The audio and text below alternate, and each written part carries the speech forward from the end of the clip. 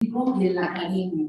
Invitamos a 3 agentes, una activista feminista vinculada con la academia, una académica feminista vinculada con el activismo y una estudiante. Tuvo como objetivo hacer un balance del desarrollo del feminismo tanto en la academia como en el activismo y explorar la protesta en sus fronteras. Fueron Marta Lamas, Lucia Bonfaz y Giselle Tobar este año. Y además el doctor, el director del Instituto de Matemáticas. Divino, no sé cómo se llama, pero era maravilloso. Fue una delicia. Ahora, este segundo triángulo pondré el acento en activistas académicas, pero vamos a ver un tercer ángulo. Vamos a ver qué pasa cuando entra el arte, cuando entran las prácticas artísticas, ese sentido de arte, ¿no? Esa magia del arte, ese no sé qué es arte, ese tercer ángulo. ¿Qué pasa cuando entran las prácticas artísticas? Y nos interesa mucho este triángulo, porque lo que hemos hecho con este ciclo es abrir este tercer horizonte, este tercer espacio. Mucho de lo que hemos hecho este año es abrir este lado, digamos, de incertidumbre, pero también de cierta certeza, de un tipo de vida que se promete con el arte. Hemos invitado a estas mujeres que han sido muy pacientes con nosotros. Sí, es que no tenemos que ya son Tatiana Santomás, Lorena Burger, Yanela Cruz y Diana Lozano, y son mujeres que son todas artistas. Yari es académica y es bailarina, es artista también, y han consolidado formas particulares de la artista, pero siempre vinculando este tercer ángulo que se le llama arte o prácticas artísticas. Vamos a explorar entonces qué pasa, qué tipo de conocimiento, ahí van las preguntas. ¿Qué tipo de conocimiento podemos producir en el territorio universitario y sus resonancias cuando la función de denuncia, ¿no? El feminismo tiene esa función de denuncia, de reivindicar, pero sobre todo denunciación, que es la protesta, ¿no? La protesta anuncia una forma de desagravio, ¿no? ¿Qué pasa cuando esta protesta se triangula con prácticas artísticas, académicas y activistas? ¿De qué son? ¿Qué pasa con las urgencias sociales y estas prácticas y saberes universitarios cuando el arte está de por medio? ¿Con qué recursos pedagógicos, académicos y artísticos es posible representar una práctica de justicia restaurativa? Y la apuesta es claro, ¿de qué forma las prácticas artísticas devienen, impulsan la justicia? ¿Sí? Ese es al final lo que, si hemos ingresado por las ventanas y por las puertas al cielo, lo que resuena con lo artístico es porque pensamos que esto está más cerca de la justicia. ¿Pero por qué pensamos eso? ¿Por qué pensamos que el arte está más cerca de la justicia que la sociología o que la antropología?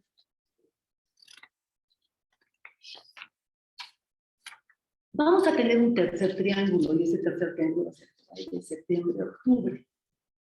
Tendrá como objetivo intervenir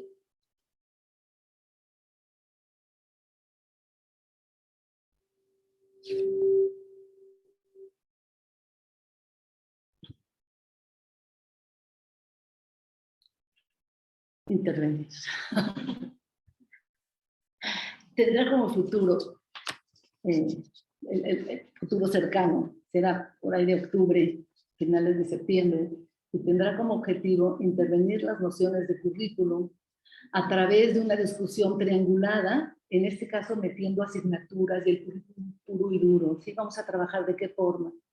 ¿Qué tipo de triangulaciones tenemos que hacer entre la política, la pedagogía, el arte, para incorporar en el currículum de licenciatura, pero también de preparatoria? Nos interesa mucho en este ciclo la preparatoria. Las chicas de 15 y 18 años. Nos interesan sobremanera las chicas entre 15 y los chicos, y las chicas entre 15 y 18 años. Y en este tercer triángulo vamos a estudiar qué hacer en las prepas, qué hacer en las licenciaturas y qué hacer en el posgrado con estas apuestas que tenemos, ¿no? Las apuestas del arte, de los triángulos, de la imaginación, de la figuración, de la confabulación. Iniciemos ahora, espero que sin mayores intervenciones, la triangulación, poniendo al centro ese espacio que se abre cuando pensamos, miramos y sentimos, y yo diría, soñamos Soñar es un acto triangular. Si soñamos desde las prácticas artísticas en su cruce con una universidad y un activismo que tienen metas y finalidades preestablecidas, pero que también proponen el difícil acto de transitar sus espacios para animarse a soñar, a mirar más allá de lo prefijado por los sistemas de género, racial, sexual. No todo está sistematizado, el dolor no viene empaquetado, siempre en sistemas. Dejar espacio al deseo, al sueño, a este tercer ángulo, aquello que se fuga y no puede ser delimitado, a ese triángulo de la vida. ¿Se acuerdan? Eso lo pensamos Laureana y yo al mismo tiempo, el triángulo cuando se va a derrumbar todo y te dicen, ponte en el triángulo de la vida. Y entonces la vida cae aquí y te salvas del redondo. Esa es la invitación a soñar para colocarnos en ese triángulo que evita el derrumbe. Ahora quiero presentar a Laureana, que es nuestra ponente principal, y decir primero que ella no viene directamente de los estudios de género, sino hemos privilegiado las invitaciones a personas que se tocan con los estudios de género, que están haciendo su disciplina y de repente, ¡porra! Un bofetón. ¿De qué es el bofetón? Pues de género, o un sope, ¿no? Mira, ¿no? No es un sope, es un sape. Y voltean. Es ese voltear de, oh, aquí hay algo que es importante mirar. Y vamos a ver desde el arte, la arquitectura, qué es lo que es importante mirar. Laureana Martínez Figueroa es arquitecta por la Facultad de Arquitectura de la UNAM y maestra en arquitectura del campo de restauración. ¿Sí? Nosotros trabajamos mucho con pedagogías restaurativas y hay una justicia restaurativa, pues bueno, es de restauración de monumentos por la misma institución. Ahora últimamente los hemos estado golpeando tantito, pero ella los restaura. Ha colaborado en despachos de diseño al lado de arquitectos como Mario Lazo, Dino, conocido también como Mariano del Cueto, Ernesto Natarén, César Pérez Becerril. Para la UNAM ha trabajado en proyectos de vinculación y como supervisora dentro del área de edificios históricos. O sea, ella ha preparado a la UNAM, restaurado a la UNAM. También en el Departamento de Obras y ha sido reconocida por su trayectoria académica con un diploma especial durante la licenciatura y es medalla Alfonso Caso en estudios de maestría. Ahora es candidata a doctora en Historia del Arte por la Facultad de Filosofía y Letras y se dedica a difundir este tipo de expresiones artísticas, también contando con la particular visión que se da desde los estudios de género. Gracias, Laureana. Tienes esta flor, como dicen, tan inestable, pero tú le vas a dar estabilidad. ¿Esto que lo dejamos? A ver, coloca energía en Laureana.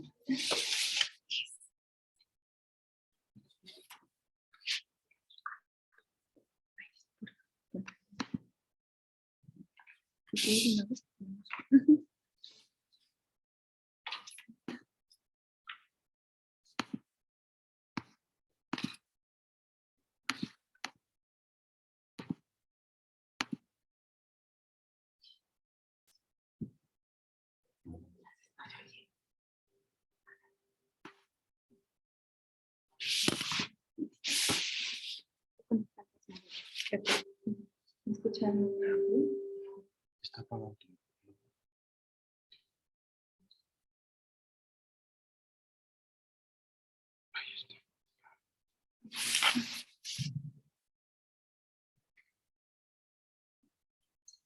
¿Se me escuchan bien?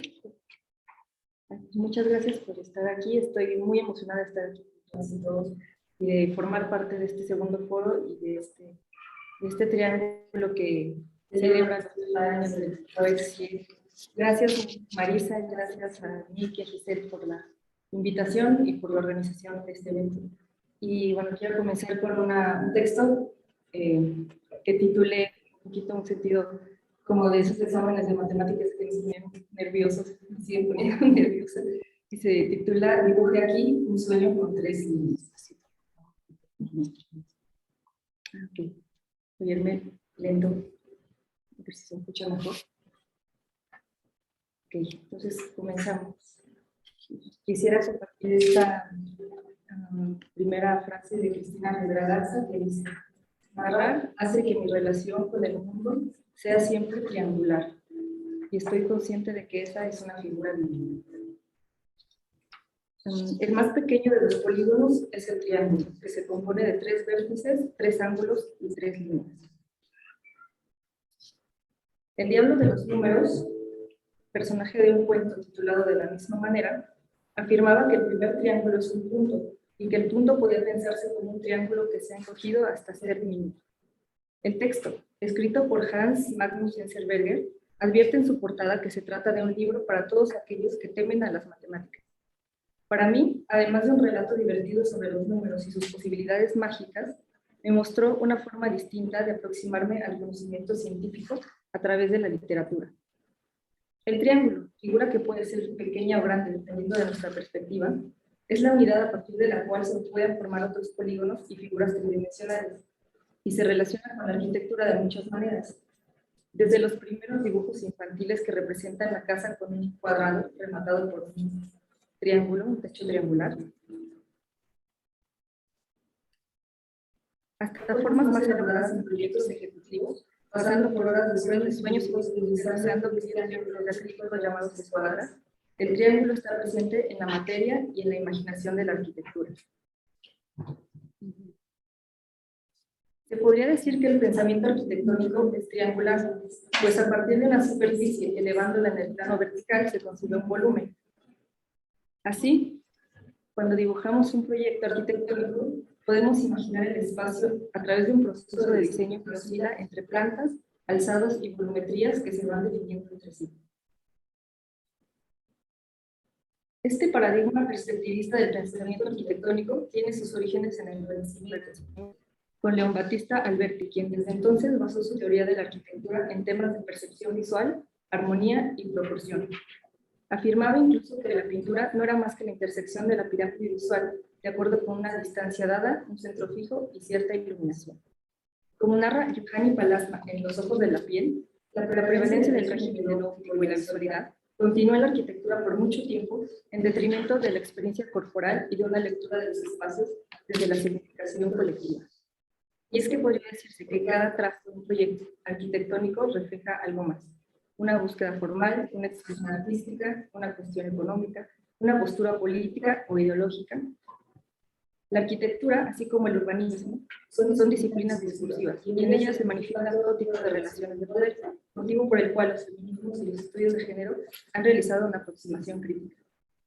Como apunta María Ángeles Millán, cito, los espacios no son neutros, nos educan y nos construyen. La arquitectura traza el plano simbólico de las relaciones entre sujetos y en ese entramado de conexiones y representaciones, el binomio sexo-género interviene como factor fundamental. Esta ponencia busca precisamente retomar la figura del triángulo para llevar a cabo vínculos entre el género, la arquitectura y la historia, que a su vez formarán otros polígonos si los conectamos al presente con el activismo y las prácticas artísticas y académicas. En un ejercicio de construcción de un triángulo, la exposición estará dividida en 3 momentos o segmentos que nos ayudarán a definir un área interior necesaria. Empecemos entonces a transitar los márgenes. Segmento A, historia, arquitectura. La historia que aprendemos en la carrera nos ofrece un enorme repertorio de triángulos célebres. Solo por mencionar algunos, las pirámides de Egipto, las fachadas de la arquitectura griega y su posterior influencia en las obras romanas. En el Renacimiento se retoma el triángulo de la arquitectura clásica y se observan los esquemas compositivos de autores como Palladio, Alberti, Bramante, entre otros. Estos referentes más tarde fueron reinterpretados en el estilo neoclásico. En geometrías más complejas, la forma del triángulo se utiliza oculta o visible en muchos edificios. Vemos triángulos en la Torre Eiffel, en el Museo del Louvre, y dando un salto en el tiempo y en el espacio, en las obras del más reciente ganador del premio Pritzker, el burkinés Diego Francis Keren. Es la única figura geométrica que no se deforma cuando sufre un esfuerzo. Por ello se emplea para reforzar elementos constructivos y proteger de los sismos o como apuntalamientos o soportes temporales. Incluso en la peor situación, cuando los edificios se reducen a escombros, se habla del triángulo de la vida como el espacio seguro que nos puede resguardar de las caídas de las cubiertas, muros y entrepisos. En México aparece en la arquitectura vernácula, en la celosía de barro en los pueblos, Durante el Porfiriato fue usual la cubierta a dos aguas en los edificios industriales. Y a mediados del siglo XX recordamos el volumen triangular en edificios icónicos de la etapa moderna que eran obras del conjunto habitacional Nonoalco-Tlatelolco. Ahí mismo, en la Plaza de las Tres Culturas, se repite como un eco de la modernidad, como fauces abiertas para los estudiantes aquella tarde del 2 de octubre de 1968. Se podría narrar una historia de la arquitectura a partir del triángulo, pero sería, como punta palasma, dar nuevamente peso a un relato desde la visualidad. Se necesita realizar conexiones críticas e imaginativas, crear perspectivas inéditas y formas de aproximarse a la historia para que ésta adquiera significación. Por ejemplo, una visión necesaria es la historia de la arquitectura con perspectiva de género. Desde este punto, que forma un ángulo entre memoria e imaginación, surge una línea hacia el presente y nos conecta con el siguiente vértice titulado Segmento B, Arquitectura, Género. La figura del triángulo durante mi investigación doctoral fue base para realizar una mirada a la historia de la arquitectura desde una perspectiva de género. A través de la metáfora, metodología del caleidoscopio, un instrumento mágico científico formado por un prisma triangular de espejos, pude observar con asombro las diferentes maneras en que se relacionaban un conjunto de elementos que ofrecían a cada giro una narrativa diferente. La tesis titulada provisionalmente Espacios de vida y sueño, construcciones biográficas de arquitectas mexicanas de la primera mitad del siglo XX, surgió de un interés personal en entender el pasado y el presente de la profesión, en la que me formé hace algunos años con escasos referentes femeninos. Romper la linealidad de la biografía clásica y proponer una mirada fragmentada, plural y estética, en sintonía con el carácter colectivo de la actividad arquitectónica, fueron algunos de sus objetivos. Escribir e historia, en este caso la arquitectura, constituye también un acto de protesta, pues no solo se trata de añadir nombres a las listas de autores, sino de realizar un reclamo hacia las estructuras tradicionales que por mucho tiempo han mantenido toda la participación femenina. Supone también situarnos en un lugar de decisión donde vinculamos nuestra experiencia con el reconocimiento de nuestra historicidad y la transmitimos hacia las siguientes generaciones.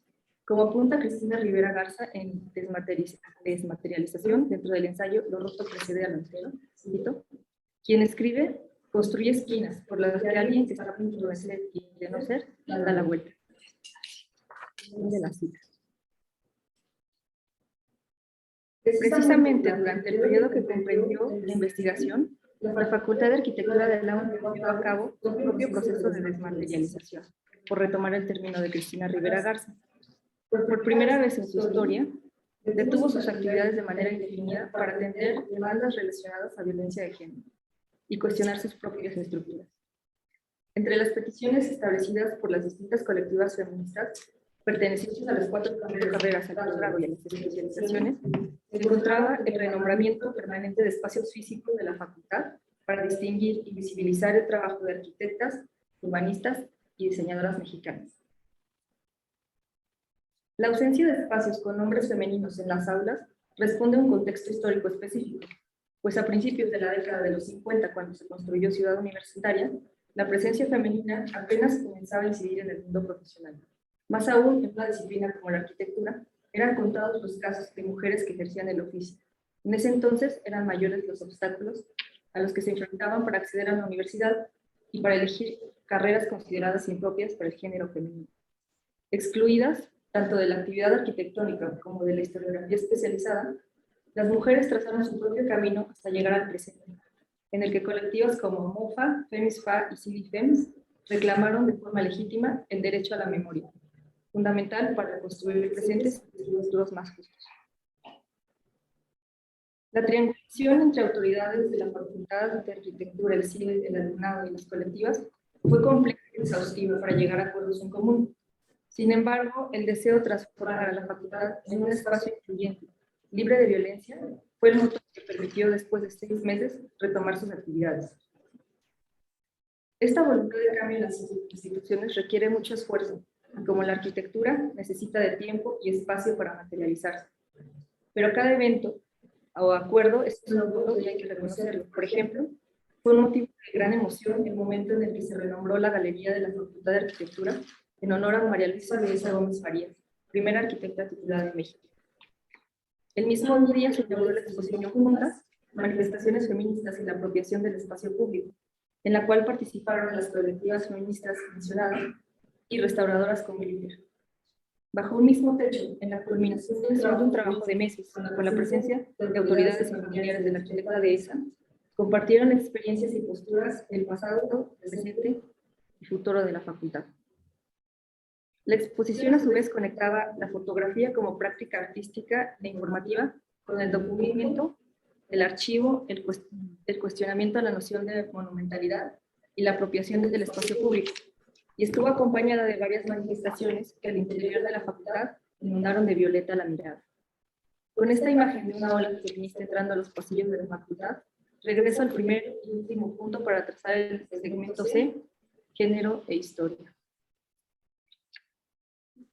Con esta línea que conecta el vértice inicial, completamos la figura triangular y delimitamos una superficie transdisciplinaria, en la que muchas mujeres aportan su conocimiento y esfuerzo para modificar el modo de producir, pensar y narrar la arquitectura y las ciudades. Aquí se triangulan experiencias desde la academia, los activismos, la investigación y las prácticas artísticas y pedagógicas. Por ejemplo, en la Facultad de Arquitectura, además del trabajo de las colectivas, está la labor que lleva a cabo el Comité Asesor en materia de género y la Comisión Interna para la Igualdad de Género (CINICFA).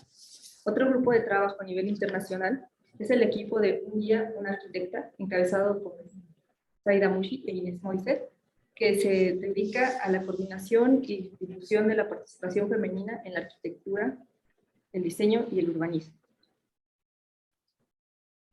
Quisiera concluir esta ponencia con una reflexión sobre el temor a las matemáticas que a varios años de distancia el diablo de los números no logra descifrar.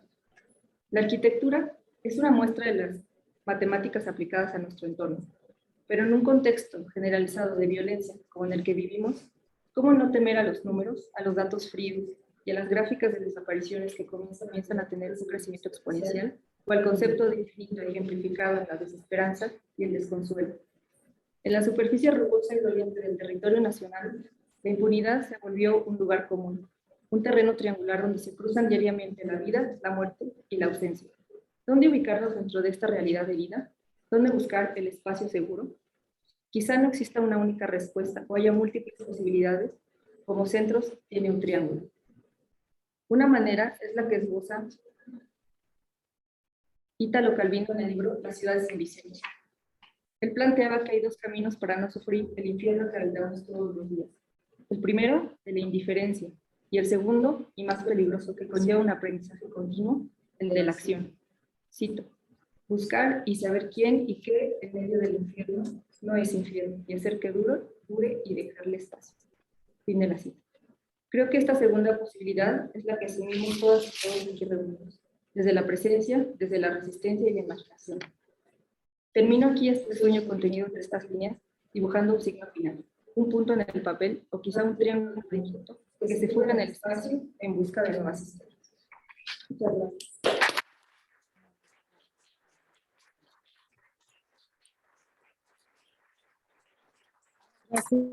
Gracias Lil.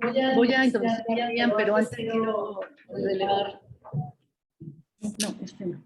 Quiero relevar algunas ideas, sobre todo lo que habla Cristina Rivera Garza y de la historia de la Adriana que tiene que ver con mi sueño. Hemos relevado la figura de Miriam por varias razones. La más evidente es la limitada de décadas por el CIEC y la intención de desarrollarla.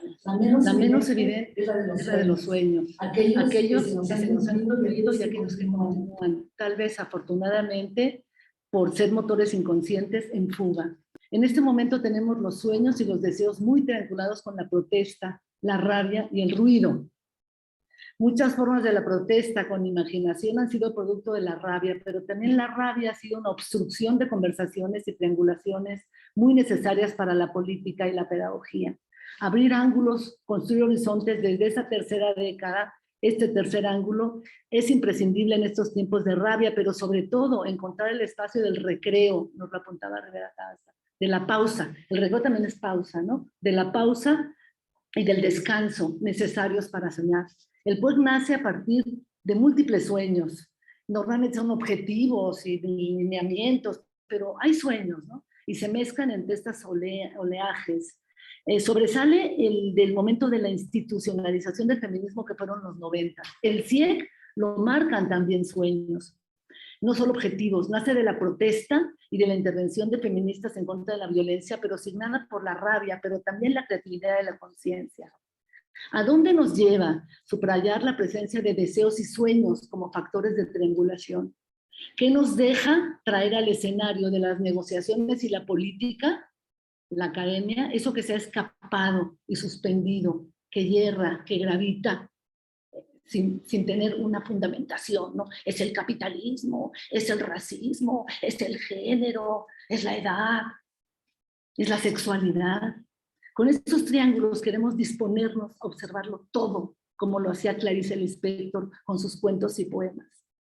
Dice Lispector, ella se recargó en la pared y decidió deliberadamente pensar. No tenía el hábito y no sabía que pensamiento es visión. Es el cuento de la herida más grande. Visión de lo que pensamos debe venir, o mejor, advenir, que tiene que ver con el acontecimiento. Lo que adviene no lo conocemos de antemano.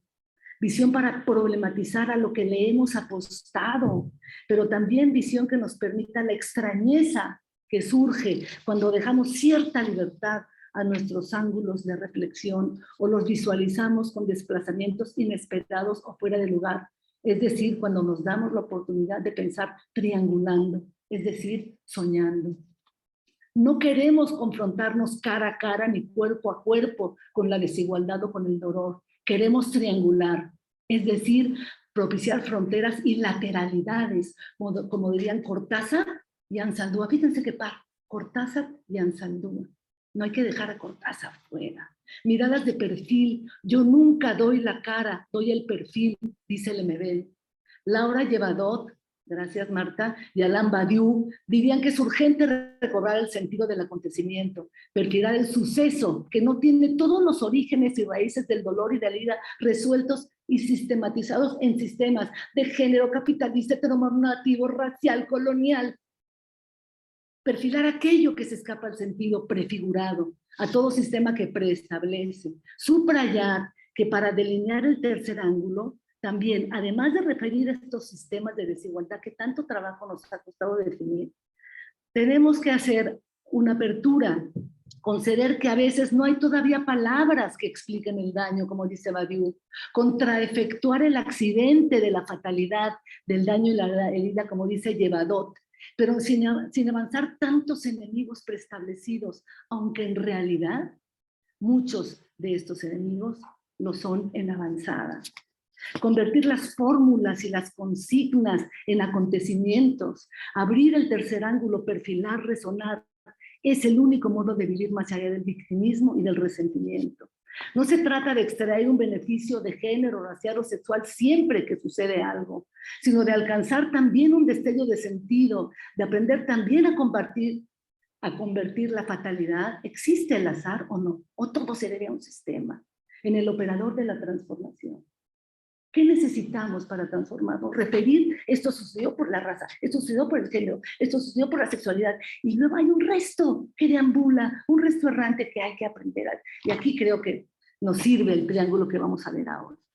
Aunque sabemos que mucho de nuestro dolor y de nuestro daño se remite a sistemas, son incontables los sistemas y los daños. No creo que todo lo que duele, que todo lo que nos daña, venga empaquetado en sistemas. Existe el daño errante, el dolor ambulante, que no cede, que no tiene palabras y que insiste. Me pregunto, mejor lo hago con pregunta. ¿Existe el daño errante? ¿Existe ese dolor ambulante que no cede, que insiste y que no tiene palabras ni conceptos todavía? El arte traza en un plano simbólico estas relaciones entre sujetos y este entramado de conexiones que nos puede acercar a respuestas a esta pregunta. Entonces es imprescindible crear perspectivas inéditas y formas de aproximarnos a la historia, no perdiendo de vista el horizonte de la justicia, para que nuestros relatos adquieran significación más allá de lo previsto. Clarice Lispector y Gloria Ansaldúa son expertas, güera y prieta, en estos menesteres de la escritura zurda y fronteriza, donde nadie queda fuera, no se agravia y no existen enemigos preconcebidos. Esas son Lispector y Ansaldúa. A cada giro encontramos esta perspectiva diferente, como los giros caleidoscópicos de Laureana. Ya voy a acabar. El sueño, el acto de soñar, tiene que ver mucho con esta triangulación del deseo, del punto de fuga, de lo que se escapa, de la errancia. Me interesa entonces relevar dos cuestiones en este triángulo y en los que siguen. La noción de accidente, de azar, y la noción de tercer espacio, de ese terreno que se abre, ese triángulo donde te paras y evitas el derrumbe sobre tu cuerpo. El triángulo de la vida le llaman a ese espacio donde es posible sobrevivir al derrumbe, apertura al sentido para encontrar la vida y la vida con otros que han sido dañados por todo tipo de exclusiones, raciales, de clase, de género, de la sexualidad, pero que también hacen presente la necesidad y la urgencia de encontrar esos sentidos errantes que solo se cuelan en los sueños. Triangular entonces es una invitación a soñar, a enunciar, a denunciar, a protestar, pero también a errar, a deambular con la intención de abrir nuevos catálogos de daños, de enemigos, de víctimas y de victimarios, abrir el triángulo de la vida, ese espacio que todos queremos para que nos proteja de estos derrumbes y de cualquier tipo de cataclismo. Muchas gracias. Vamos ahora entonces a abrir al triángulo que va a coordinar Rian, que va a ser moderadora activa, donde tenemos a Nina Hecht, a Tatiana y a Yadi como participantes. Gracias, Rian. A ver si escuchamos. Hola Marisa, perdón, pero no es Nina, es Lorena Wolfer. Te has equivocado de... Se oye, a ver, aguanta. Tenemos que hacer aquí algunas cositas.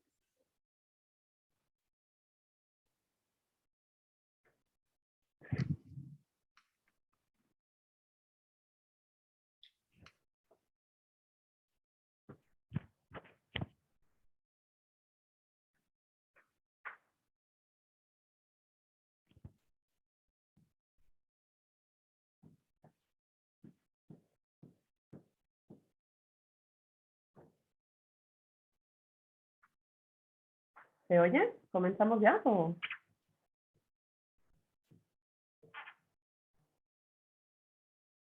Me estás llamando, Marisa, no entiendo, es que no oímos muy bien.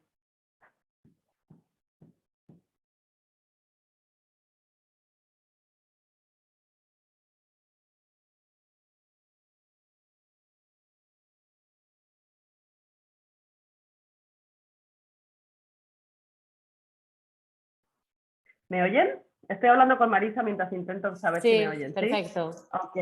Perfecto. Vale. A ti te escuchamos. Muy bien. ¿Y en la sala Pues, se oye también? Parece que ¿sí? sí. Ok. Bueno, pues muy buenos días. Gracias por la invitación a participar en este conversatorio que, como decía Marisa, va a continuar después de la presentación de Laureana con las queridas colegas Yadira, Tatiana y Lorena. Perdón, yo, bueno, quería empezar, sí, desde luego, agradeciendo y dando la bienvenida a esta conversación, que como saben es la conversación con la que se va a acabar el segundo foro, Triangulando la Presencia, Género, Protesta y Prácticas Artísticas. Y la verdad es que sí, me da muchísimo gusto estar aquí acompañando las palabras de Laureana, que aunque no las hemos podido seguir, las que estamos conectadas por Zoom con demasiado detalle, porque había muchos problemas con el sonido, en cualquier caso sí hemos podido, y creo que hablo en plural también, pensando en Tatiana y en Lorena, hemos seguido pues, con entusiasmo las imágenes y esas páginas de los cuadernos de cuadro chico que nos has compartido. Bueno, en esta mesa mixta, que como ven es virtual y presencial, conformada, como decíamos, por Tatiana Sentamans, por Lorena Wolfer y por Yadira Cruz, tres feministas, artistas, teóricas y pedagogas súper potentes, muy admiradas, y a las que además quiero mucho porque tengo el súper placer de que sean mis amigas. En esta mesa decía, vamos a hacer algo que, como van a ver, se pasea de manera muy ágil, aguda y también alegre, invertida, con lo alegre que tiene lo invertido en muchos términos también, entre ángulos, umbrales y muecas. Lo que yo voy a hacer como moderadora de esta conversación angular es ir pasando la palabra a cada una de las invitadas, a las que voy a ir presentando por orden de participación, para después tratar de sostener un diálogo también triangular a 3 voces, a 3 lenguas, a 6 manos, que además espero, no sé muy bien cómo lo vamos a hacer, pero que se ve intersectado por las preguntas del público que nos acompaña en la sala y a quien Gis me va a ayudar a dar la palabra. Entiendo que no va a haber comentarios desde las redes sociales porque también ha habido algún problema técnico, pero bueno, espero que las colegas que estén en la sala nos ayuden también a intersectar estos ángulos del triángulo.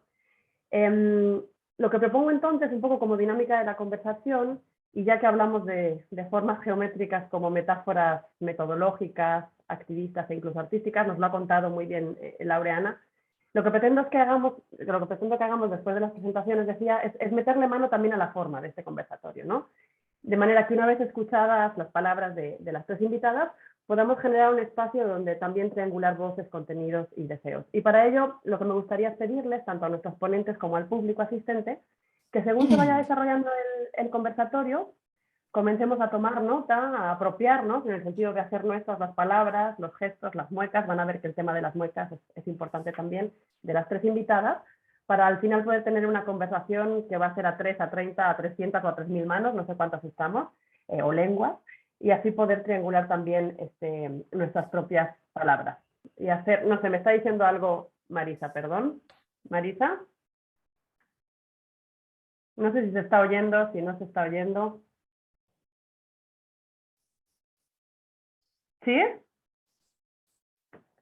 Bueno, sé que las compañeras de Zoom sí, aquí la te mesa no lo sé. escuchamos fenomenal. O sea, aquí te Sí. escuchamos todo bien. No Sí, sé. perfecto. Te estamos escuchando Me perfecto. dice, es que me está escribiendo Marisa por un lado y Gis por otro. Bueno, continúo. Espero que se oiga. Bueno, en cualquier lado decía que me interesa que intentemos pues eso, girar el triángulo y hacer de alguna manera de intermediarios, interrumpir las comunicaciones directas, traducirnos unas a las otras, adornar nuestras palabras, o incluso, si se puede, también desviar el curso de los sentidos originales de las mismas. La invitación, por tanto, es a triangular el sentido, que además, como sabéis, es un gesto súper poco querido en el mundo práctico e hiperproductivista. Siempre nos dicen, no triangulen información, es mejor que la información vaya directa, no den vueltas, no te vayas por las ramas. Bueno, la invitación es, como sabéis, a irnos todas por las ramas y a generar este tipo de interrupciones, de intervenciones feministas que busquen consciente y decididamente triangular la información, triangularnos a nosotras mismas y sacarnos, como también nos decía Laureana, de esos 2 puntos ordenados que unen las líneas rectas.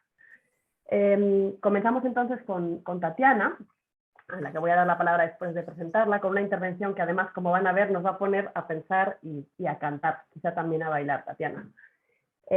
Tatiana Sentamans es doctora en Bellas Artes y catedrática de la Facultad de Bellas Artes de Altea, aquí en España. Sus líneas de acción se centran en la práctica artística y en el pensamiento contemporáneo. Le interesan la complejidad política y el potencial transformador de las artes visuales, así como de los discursos visuales populares como el cine, las series, la música, el cómic, el fanzine, la publicidad o los videojuegos. Y en definitiva, las iconografías y las mitologías contemporáneas. Además, Tatiana es miembro del colectivo Artístico Orgía desde el 2001 y del grupo de investigación consolidado FIDEX desde el 2007. Tiene más de 12 años de desempeño de cargos de gestión universitaria en la Universidad Miguel Hernández, como vicerrectora de Cultura desde el 2015 hasta la fecha. Ella es la vicerrectora de Cultura de la Miguel Hernández.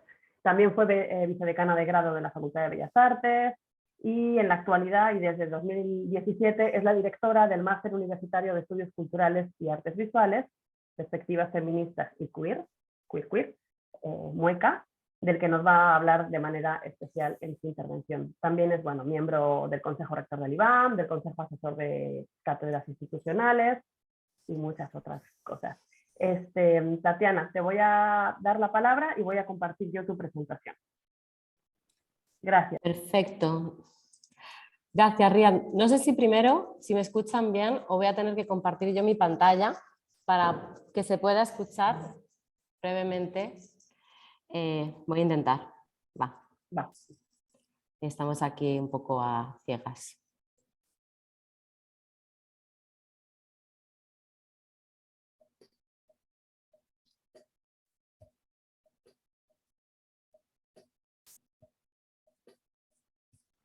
No oímos, Tatiana, súbele un poquito. hoy es un triángulo. Lo que soy es fusiforme y exploto contra el techo. Siempre me fijo en las esquinas. Estoy aprendiendo a comportarme como un ángulo recto. Yo cambio de forma, yo cambio aspecto y cambio de forma.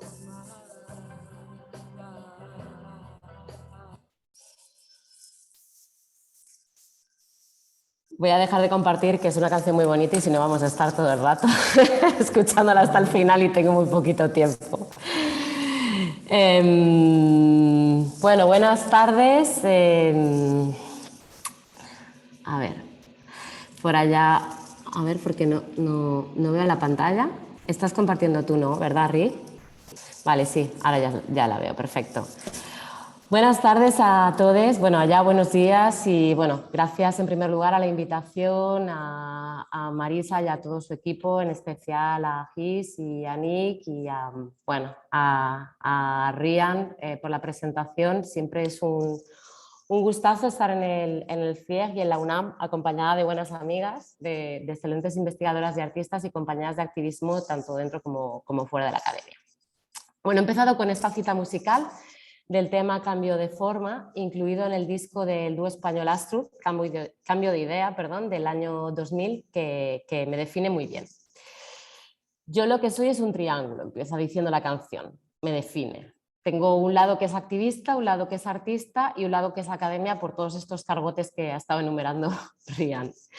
Y también junto a Carmen Muriana y con Beatriz Higón nos repartimos los tres lados de orgía, que es quizás la faceta por la que más me conocen y que es mi triángulo de vida, recuperando la expresión tan chula que han dicho tanto Laureana como Marisa.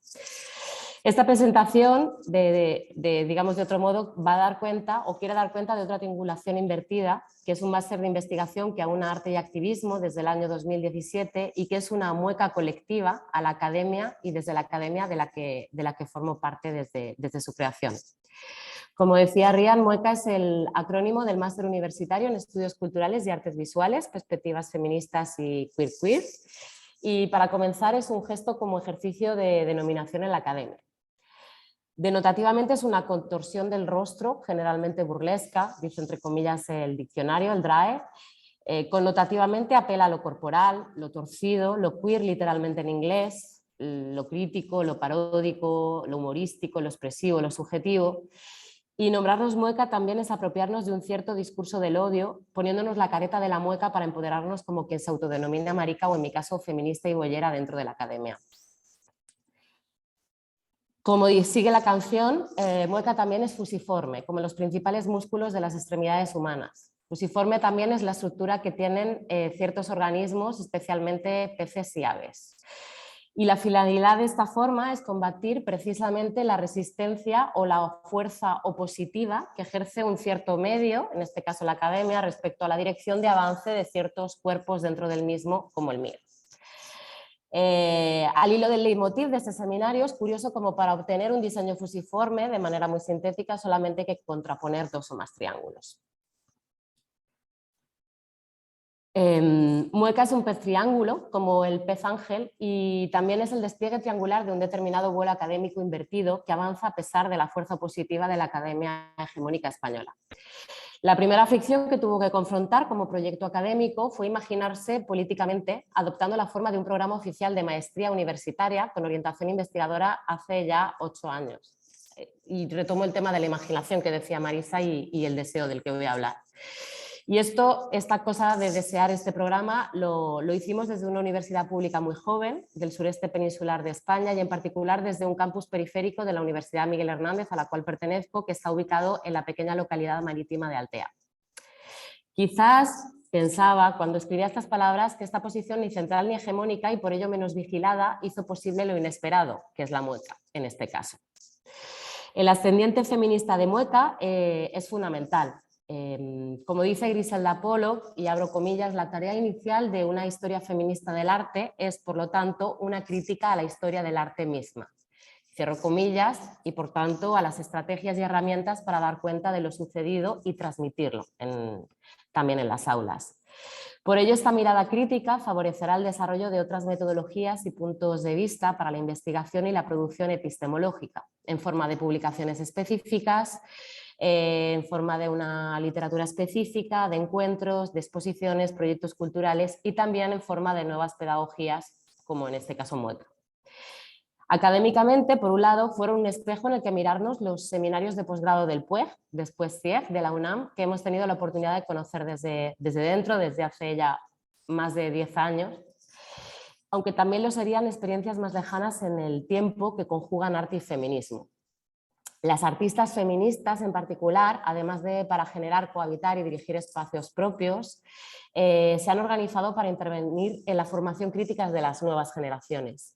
Así construyeron las primeras ediciones de un programa académico mítico, por lo menos mítico para mí, que combinaba arte y feminismo y que ha sido un referente para Mueca, que es el Feminist Art Program, realizado primero en la Universidad de Fresno en 1970 y en el CalArts en el 71, bueno, pues que condujeron fundamentalmente Judy Chicago, Miriam Shapiro, entre otras muchas.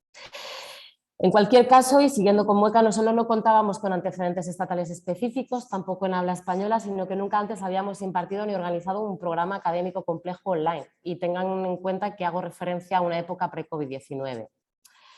De esta forma tuvimos que triangular una posición y situarnos para definir la especificidad de Mueca determinada por 3 vértices, que son a su vez 3 vórtices del remolino. Por un lado, su equipo humano, por otro lado, sus contenidos curriculares y, en último lugar, sus metodologías.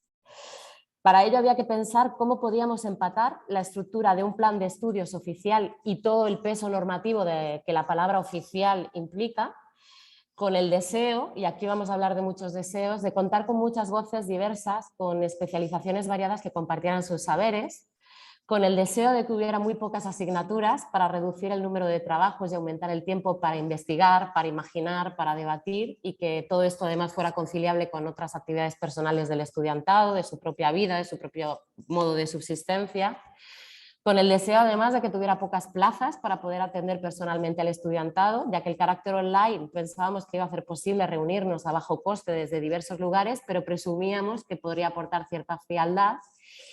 Y además aunar todos estos deseos con la necesidad material de que fuera sostenible y posible también institucionalmente. Voy a empezar por las personas o por hablar sobre quiénes hacemos Mueca, porque esto va a definir las siguientes angulaciones como no podía ser de otra forma. Dice Sayac Valencia, como, y abro comillas, es importante visibilizar los afectos y las afectaciones dentro de las luchas. No son lo mismo, pero son parte de una genealogía política no occidental importante que ha sido invisibilizada. Ninguna transformación es posible sin la parte afectiva, entendiendo afectos como aquellos motores intrapsíquicos y corpoquímicos que atraviesan nuestros cuerpos y que nos permiten sentipensar y actuar en concordancia con nuestros proyectos de transformación. Cierro comillas.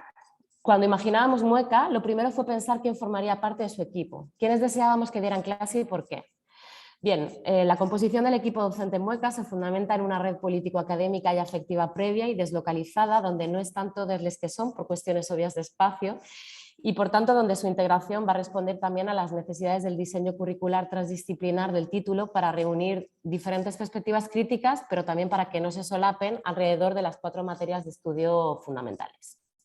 Esto ha conllevado que nuestro núcleo estable esté formado en la actualidad por 41 especialistas adscritos a diferentes universidades de México y del Estado español, más una solamente de Estados Unidos, sumando un total de 17 universidades diferentes.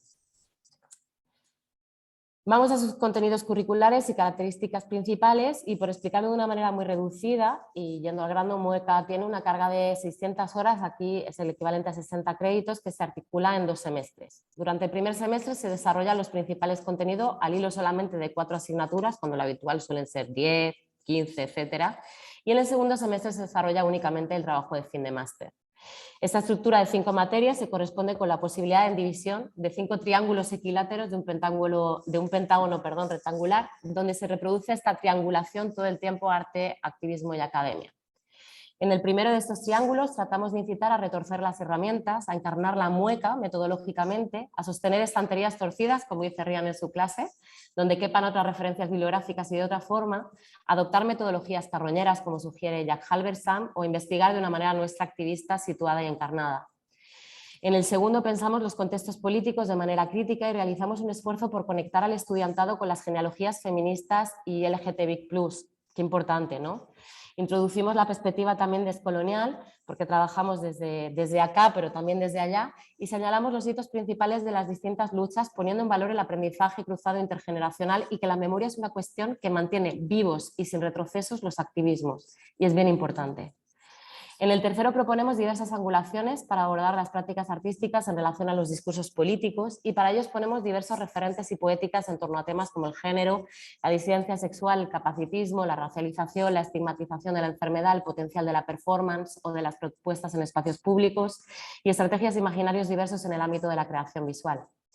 En el cuarto triángulo equilátero introducimos las pedagogías transfeministas y queer y diversas prácticas culturales críticas como el cómic, los videojuegos o la cultura punk, además de una aproximación a la literatura comparada. Y para el desarrollo del quinto, que comprende el trabajo final de máster, ofertamos diversas líneas de investigación dirigidas por diferentes docentes del equipo para que el estudiantado decida por dónde le interesa encaminar su investigación personal y con quién. En referencia a las metodologías, que sería la última angulación, brevemente, estas se derivan, que no podía ser de otra manera, de los haceres diversos del profesorado y pretenden ser un canal de los contenidos, por lo que deben cambiar de forma todo el tiempo para adaptarse a estos y también a las personalidades cambiantes. Desde el punto de vista de la carga de trabajo de mueca y hablando en términos más generales, siempre hemos primado lo cualitativo versus la cantidad de resultados.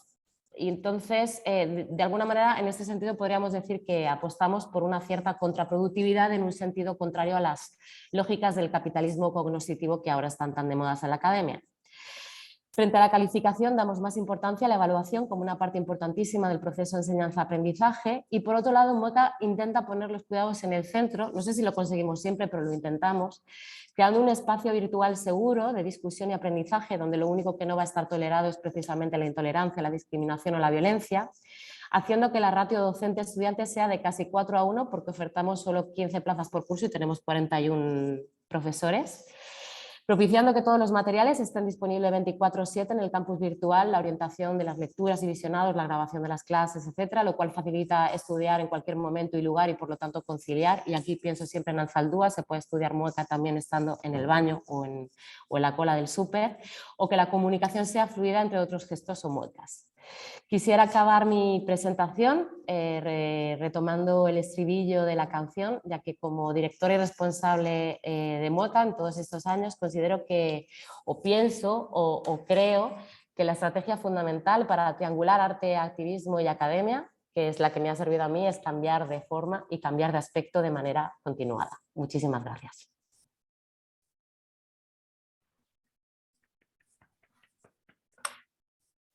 Muchas gracias, Tatiana. Qué raro. Vemos aplaudir, pero no oímos los aplausos. Imagínate. Está diciendo Marisa que por favor tratemos de ir un poco más despacio, porque como estamos en Zoom y hay supongo que un poco de diferencia también, bueno, además de que nosotros metemos el acelerador, hay un poco de diferencia con respecto a cómo llega el sonido, que tratemos, porfa, de ir más despacio. Vale. También creo que era problema de las peninsulares, que nos arrancamos rápido. Ahora le voy a dar la palabra a Lorena. Voy a leer primero su biografía, con la que también es un gustazo vernos. Lo bueno que tenemos, Lorena, es que cuando era todo presencial nos juntábamos poco y ahora que es online nos estamos viendo más.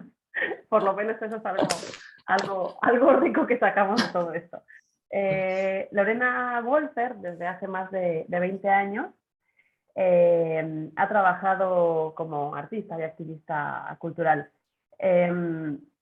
Y bueno, desde esta área ha tenido un lugar permanente para la resistencia y la enunciación de la intersección entre el arte, el activismo y los feminismos. Otra vez vemos aquí el ángulo perfecto de este triángulo, los ángulos perfectos de este triángulo. Su trabajo gira principalmente en torno al género y aboga por los derechos, la agencia y las voces de las mujeres y de las personas de identidades no normativas. Desde la creación de radicales intervenciones culturales con diversas comunidades hasta la elaboración de nuevos modelos pedagógicos para el desarrollo colectivo de conocimientos situados, estos proyectos se han producido dentro de una arena que reconoce la pertinencia de los lenguajes experimentales y desplaza la frontera entre lo que conocemos como alta y baja cultura. Su quehacer, un escenario para la voz, para las representaciones y las narrativas de Otrix, habitualmente invisibles en el contexto mexicano, articula la posibilidad de realidades cimentadas en el respeto y en la equidad. Además, me gustaría decir que Lorena ha sido una acompañante fundamental para nosotros cuando comenzábamos a dar clase en las aulas, y de verdad a mí personalmente me ayudó a entender para qué podía servir meter el cuerpo desde la práctica artística en nuestras universidades. Así que un gusto pasarte la palabra, Lorena. Gracias. Pues gracias, Rian, y qué gusto estar aquí con Tatiana. Y en efecto, somos como, nos acompañamos en el camino de, o sea, de la vida y de la práctica, pero también de la amistad, y eso para mí es muy importante, y por supuesto con Marisa, ¿no? Entonces tenemos 12 minutos, así que voy a tratar de hablar despacio, pero no sé, apresuradamente, si es que se puede hacer una cosa como así, ¿no? Entonces, bueno, empiezo por decir que la mía en realidad no es una ponencia, sino es una especie de carta de amor. Y es una carta de amor porque la academia, igual que el arte o la ingeniería o la floricultura, no existen. Existen ciertas academias, en plural, que operan y hacen de maneras diferentes, ¿no? Y la experiencia que a mí me interesa compartirles hoy es la que yo he tenido justo que Rian hablaba de ella en el PUEG, ahora CIEG, y su insólita apertura para con los lenguajes, las formas y las formas de hacer del arte y de las prácticas artísticas, en esta, digamos, en esta apertura para cruzar umbrales, para cruzarlos una y otra vez, o sea, cruzar el umbral de salirse de la academia, pero de regresar trayendo al arte, de incorporar a los activismos en las aulas y en el arte, para hacer frente a esto que yo llamo la cultura de muerte y violación para las mujeres, que en este país además cumple 30 años. Este 2022 se cumplen 30 años desde los primeros feminicidios registrados en Juárez. Entonces son 3 décadas de este nuevo acuerdo cultural, ¿no? Entonces voy a ir de nuevo rápidamente. Les voy a compartir esto, pues estos primeros como ejercicios que parecen de pronto una cosa como, quizás como muy sencilla, pero fueron bien complicados y fueron pues como muy singulares, ¿no? Este es literalmente el cruce del umbral del entonces PUEG, que hicimos como parte del Seminario Frontera y Ciudadanía en el 2011, antes de que tú llegaras, Rian. Según yo sí fue antes. Sí, ¿no? No sé. ¿Ya estabas ahí en ese seminario? Creo que fue justo, fue la bienvenida o estaba a punto de llegar yo. Eso, hicimos este ejercicio porque era tal cual el ejercicio de cruzar el umbral, ¿no?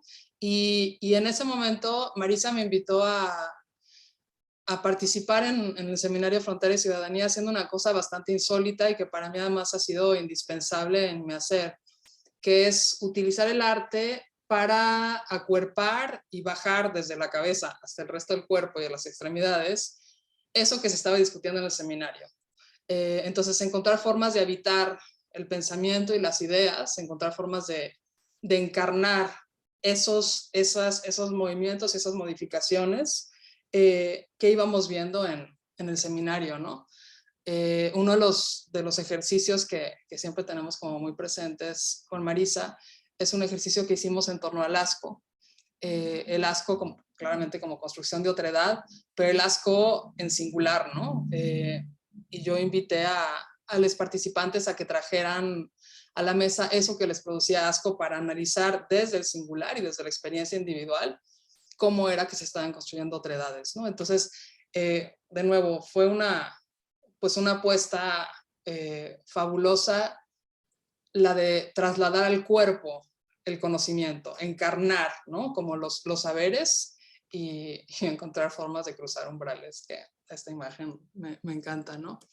Esa experiencia, ese experimento, esa forma de hacer, la trasladamos al Seminario de Teoría Lésbica Latinoamericana de Norma Mogrovejo, donde instalamos la comunidad La Pura Concha Autónoma, para la cual expedimos pasaportes y restablecíamos como un territorio libre de clasismo, estado, discriminación, fobias, género, heteronormatividad, institucionalidad, lesbo, homo, hetero, trans, bifobia, moral, prejuicios, poder, patriarcal, racismo, religiosidad opresiva y sexismo, ¿no? Y entonces estuvimos un día en las islas repartiendo pasaportes. La gente se fue como sumando. Y además, digamos, de la adhesión a estos planteamientos, hicimos este ejercicio que tenía que ver con la enorme distancia que hay al momento de hablar en primera persona y hacerlo en tercera persona, ¿no? El yo en el singular de la enunciación versus la mirada que nos mira de fuera, ¿no? Entonces, el ejercicio era escribir qué, cómo, quiénes somos las lesbianas y quiénes son ellas las lesbianas, ¿no? Como esta forma de otredad, ¿no? Y a lo largo del día, pues eso, fuimos llenando este espacio de estos enunciados, ¿no?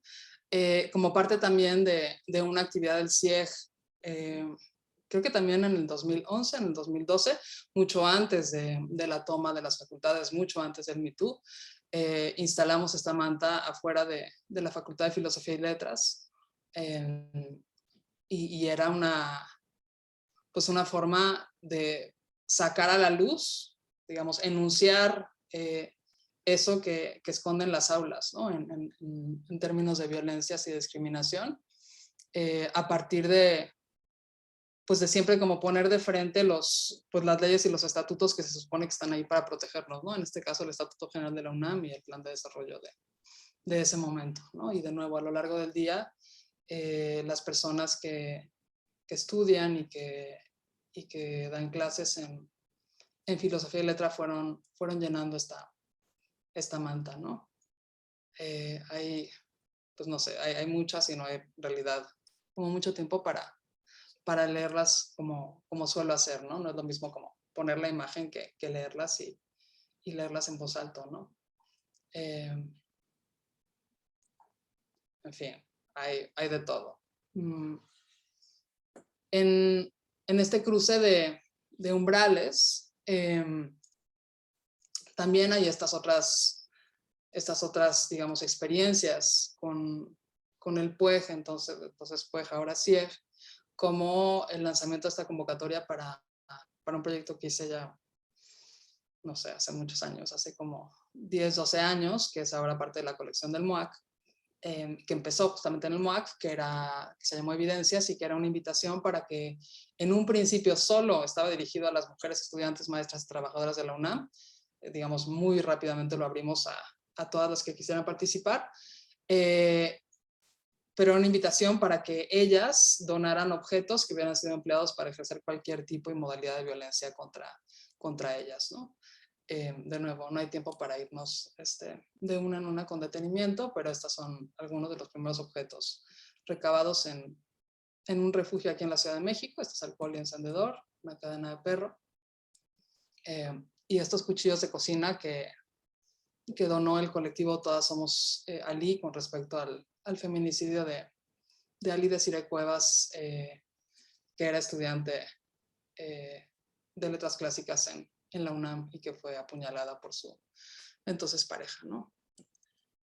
Esta es, digamos, la forma que fue tomando Evidencias a lo largo del tiempo. Hoy, repito, forma parte de la colección del MOAC y está conformada por más de cerca de 250 objetos donados por las mujeres mismas, por las mujeres sobrevivientes de violencias, pero también por quienes sobreviven a las víctimas de feminicidio, ¿no? Familiares o amistades. Y esta fue la última presentación en Guadalajara, cuando ya no había espacio suficiente para poner los objetos junto con los testimonios. Entonces ya pusimos números y había que referirse a la carpeta para leer el testimonio de la persona que los dona, ¿no?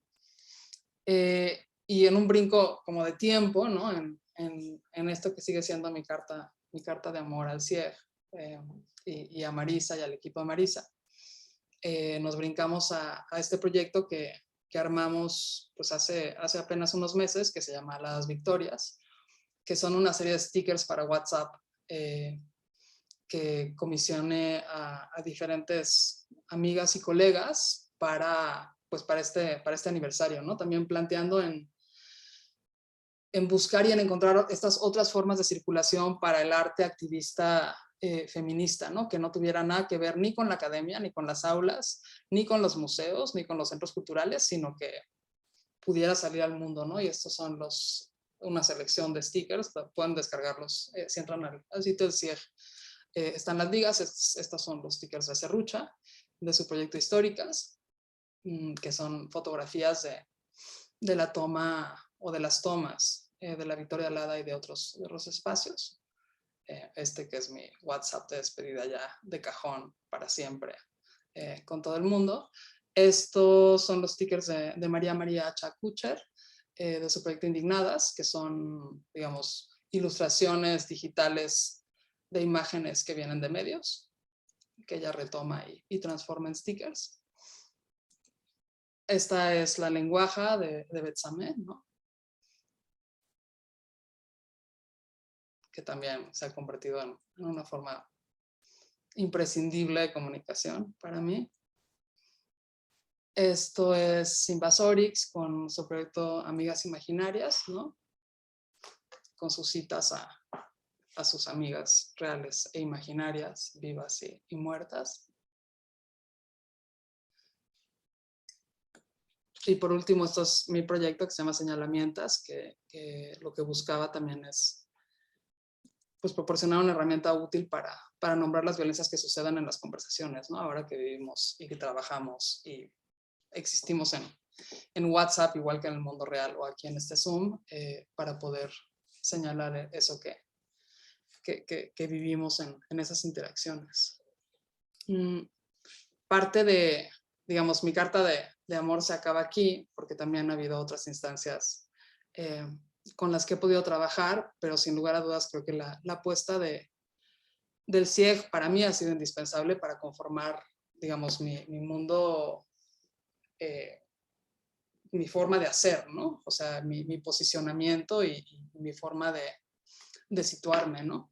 Pero quiero cerrar con este otro proyecto que produjimos Erika Lozano Curu y yo para la Cátedra Rosario Castellanos, donde ahora hay otra aliada. Básicamente para mí la academia, igual que el arte, se conforma de personas aliadas. Las instituciones no son más que personas que están y que hacen y producen cosas estando ahí. Entonces este proyecto Archiva Viva lo produjimos para la Cátedra de Arte y Género Rosario Castellanos en colaboración con la SIGU. Y les voy a poner nada más 3 cachitos de los 3 programas que llevamos. Archiva Viva es un proyecto que pretende registrar desde la voz de testigas claves eventos en la lucha de las mujeres y los feminismos en la Ciudad de México y en México. En un principio en la Ciudad de México, empezamos en la Ciudad de México. Y eso, les comparto esto para cerrar con algo que dice Araceli Osorio, la mamá de Lesbi Berlín Rivera Osorio, asesinada en Ciudad Universitaria hace, no sé, soy muy mala, pero acaba de ser el aniversario, me parece que el 4º. Sobre la necesidad de trabajar y de andar juntas, ¿no? De la experiencia como una experiencia siempre colectiva y nunca individual. Voy a encontrar ahora mismo la presentación. Acá está.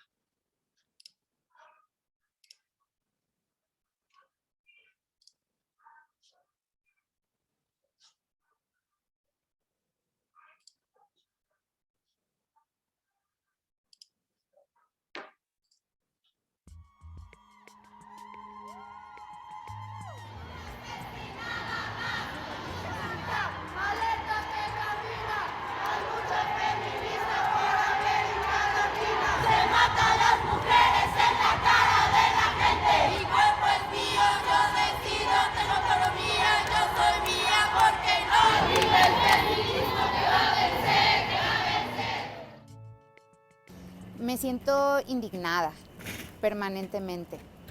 permanentemente indignada. Creo que es una afrenta de todos los días la que vivimos, ¿no? la que estoy viviendo en la Fiscalía con las compañeras que hemos conformado el equipo allá. Claro, pues dolorida por las madres, por nosotras mismas, por lo que de lo que vemos nos afecta y nos hiere, pero convencida también, y por eso mismo de lo que estamos haciendo y de que fue la decisión correcta estar allí ahora. Creo que es el mejor momento tan crudo, tan difícil, es el mejor momento para estar ahí. Es el momento en el que teníamos que estar ahí. Paso ahora a otro de los programas. Restauradas con Glitter es un grupo de mujeres que todas somos de distintas profesiones, pero todas estamos dirigidas a estudiar de alguna manera o a trabajar de alguna manera con las herencias culturales. Nos conformamos como colectiva en agosto del 2019 a raíz de lo que sucedió durante la marcha feminista del 16A, en donde pues la victoria de la independencia que tenemos aquí atrás fue intervenida durante el movimiento social de las mujeres y pues bueno, fueron realizadas pintas sobre el basamento del monumento. A raíz de ese evento hubo como una criminalización muy fuerte de las acciones de estas mujeres en medios y por parte de las autoridades, con lo cual nosotras no estábamos de acuerdo. Nos empezamos a reunir varias compañeras en Facebook sobre todo, y empezamos a compartir nuestras opiniones sobre lo que pensábamos que había pasado con respecto a la criminalización de la protesta, de algo que nosotras consideramos que es completamente legítimo, y decidimos organizarnos para redactar un textito, que después ese textito se convirtió en nuestra carta pues fundadora de la colectiva y que entregamos a la... Y cierro, me importaba, bueno, no voy a realmente ya decir mucho más porque creo que no hay tiempo, pero cierro con las palabras de Araceli, mi participación. Porque el tiempo siempre se nos acaba, ¿no? Porque el tiempo siempre acaba con más vidas todos los días, ¿no? Entonces, si el motivo no desaparece, pues no vamos a desaparecer nosotras en las calles, en las plazas públicas, ¿no? Incluso en los espacios privados, ¿no? Las redes que hemos construido son muy fuertes porque el tema es fuerte, porque nuestras vidas así lo reclaman, ¿no? Nuestros tiempos, nuestras vidas ya no son en función nuestra, sino en función colectiva. La resistencia ya no puede ser individual, ¿no? Ya nada puede ser individual, ¿no? El coraje ya no puede ser individual, la rabia, ¿no? Ya tampoco buscar las formas de combatir pueden ser individuales. La reparación ya no puede ser individual tampoco. La alegría incluso ya no te la puedes guardar cuando vienes de procesos así. Ya todo tiene que ser colectivo. Sí. Eso, pues gracias.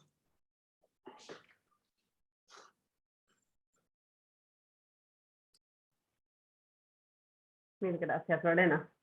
Muchísimas gracias, como siempre, por plantear las cosas tan claras y hacernos también como hilar tantos ángulos. Vamos a darle paso a la tercera y última invitada de esta mesa, que es Erendira Yadira Cruz Cruz. Ella se presenta como feminista, pedagoga errante, de esto nos va a hablar también en su intervención, tallerista, practicante de danza y docente.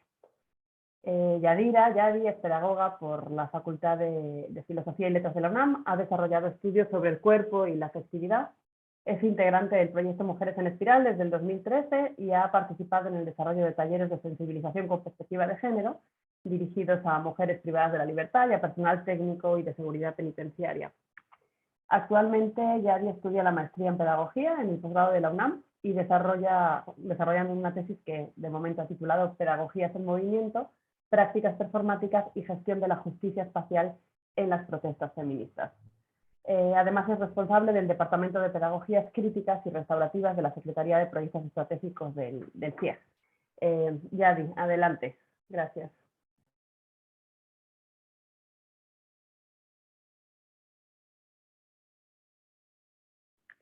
No estamos oyendo nada nosotras.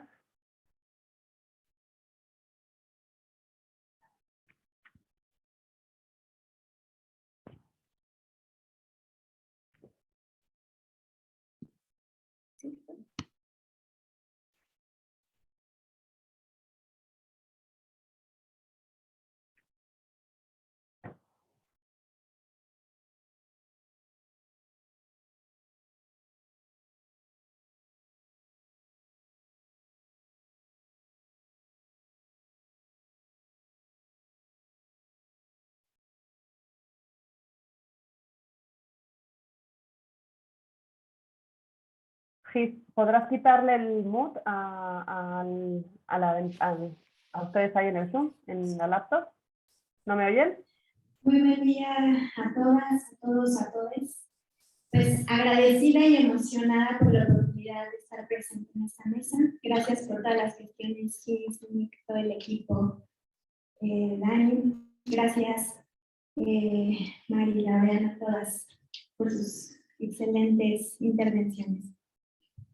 En los siguientes minutos me propondré llevarles rítmicamente a un diálogo triangulado entre saberes, perspectivas y cuerpos diversos, que me permitirán responder a cómo se transforma la academia, el arte y el activismo cuando se cruzan, y qué tipo de conocimientos podemos producir en contextos de exigencia de justicia social, o mejor dicho, con esta presentación, en contextos de exigencia para la justicia espacial.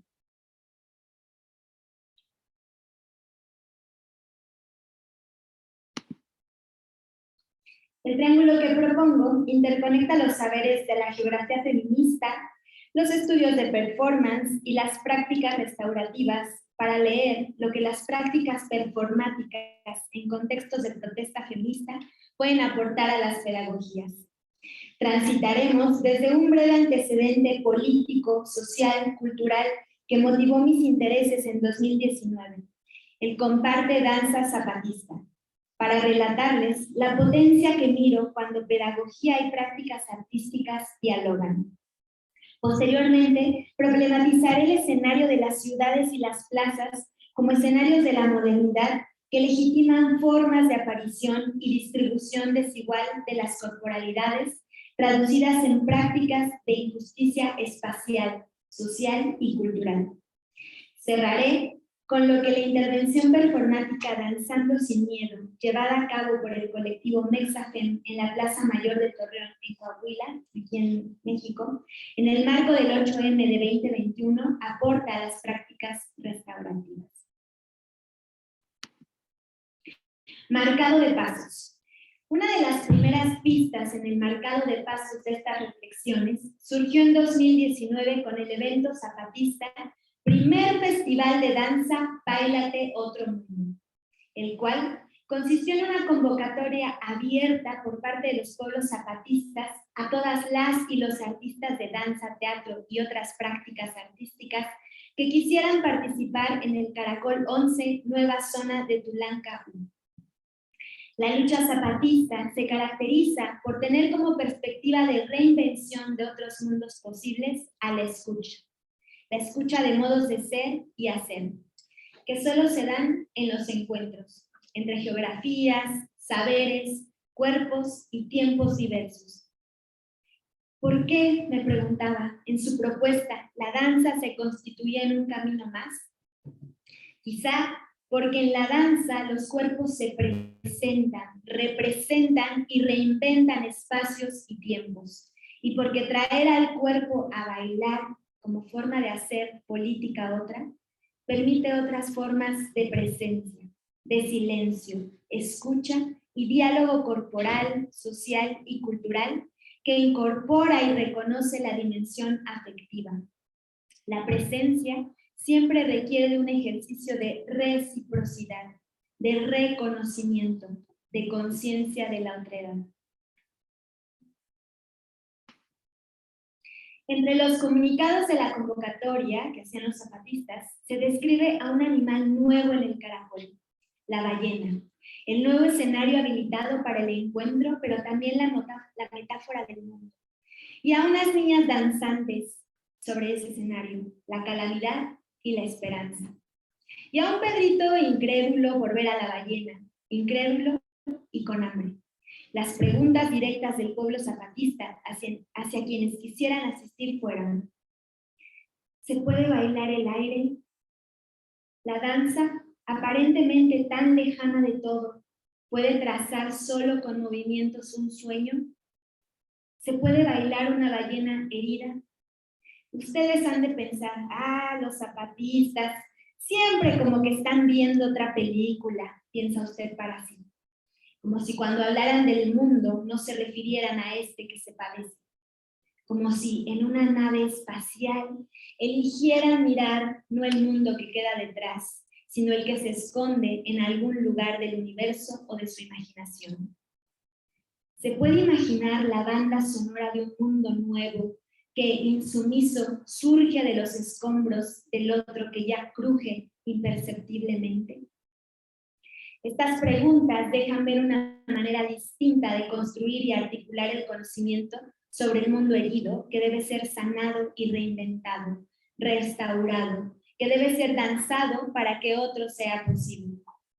La restauración requiere la articulación de diferentes y diversos movimientos, los de las corporalidades de todas las geografías posibles, para bailar juntas con sus saberes, diferencias, andares históricos y rítmicos. En esa convocatoria se invitaba a la rebeldía articulada con la alegría y la libertad, elementos que sirven como interpelación ante los escenarios de muerte y desesperanza de los tiempos que enfrentamos. Agregaron en sus comunicados: como zapatistas que somos, nuestra lucha de resistencia y rebeldía es como una danza que también se baila, y así construimos otros mundos posibles. El sentido literal y metafórico de esta convocatoria a danzar invita primero a movilizarse, a movilizarnos de la determinación y el control que la mala política ha influido sobre nuestros cuerpos y sobre los territorios a partir de la explotación y de la muerte. Bailar remite a un entendimiento profundo, a una comunicación que trasciende y que reinventa las palabras. Quizá por eso la danza y otras prácticas artísticas que habilitan el movimiento entre los cuerpos permiten generar otros puentes comunicativos entre sentidos y significados corporales y culturales, entre gestos y señas, entre afectividades magmáticas.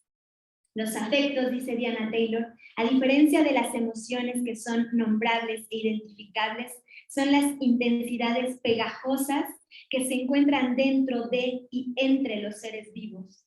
El afecto se encuentra en aquellas intensidades que pasan de cuerpo a cuerpo, humano, no humano, semicuerpo y de otro modo.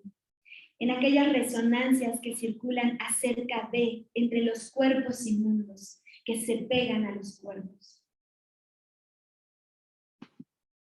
Del evento, dijo la compañía dancística Barro Rojo: lo que nos convoca aquí es el movimiento, porque todo en el mundo es movimiento. Movimientos sociales, marchas, la danza, movimiento del cuerpo que se convoca y que convoca el alma de los seres humanos en su lucha por los ideales. La danza es alegría, es festividad, es resistencia, es creación y recreación, es tiempo, es movimiento, resistencia y sí, también es pensamiento. En la India, el dios de la danza es Shivanatara, quien destruye el mundo para que otro mundo pueda nacer. Como el mundo de muerte que hay que destruir para que la vida pueda surgir en otro mundo posible, en el que florezcan nuestros sueños. El trabajo de Shivanatara es bailarse otro mundo.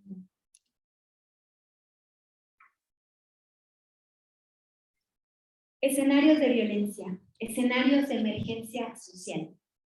Los espacios de muerte y explotación a los que hacen referencia los pueblos zapatistas los delimito al escenario de las ciudades modernas, en donde el sistema patriarcal, neoliberal, necropolítico ha procedido en la administración de la ciudadanía y la instalación de un régimen de insensibilidad, normalización de la violencia y despojo de la agencia, despojo de la esperanza entre los cuerpos, principalmente de las mujeres y disidencias.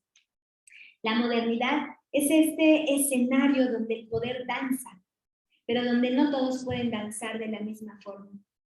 Paula Soto Villagrán nos dice que el espacio es una construcción a la vez social y emocional que se produce no solo a través de los procesos económicos y políticos, sino a través de las relaciones de poder presentes en la vida urbana, dentro de las cuales se encuentran las relaciones de género. La construcción del espacio es material, simbólica y afectiva. Detona estados afectivos, paralizantes o que posibilitan la agencia.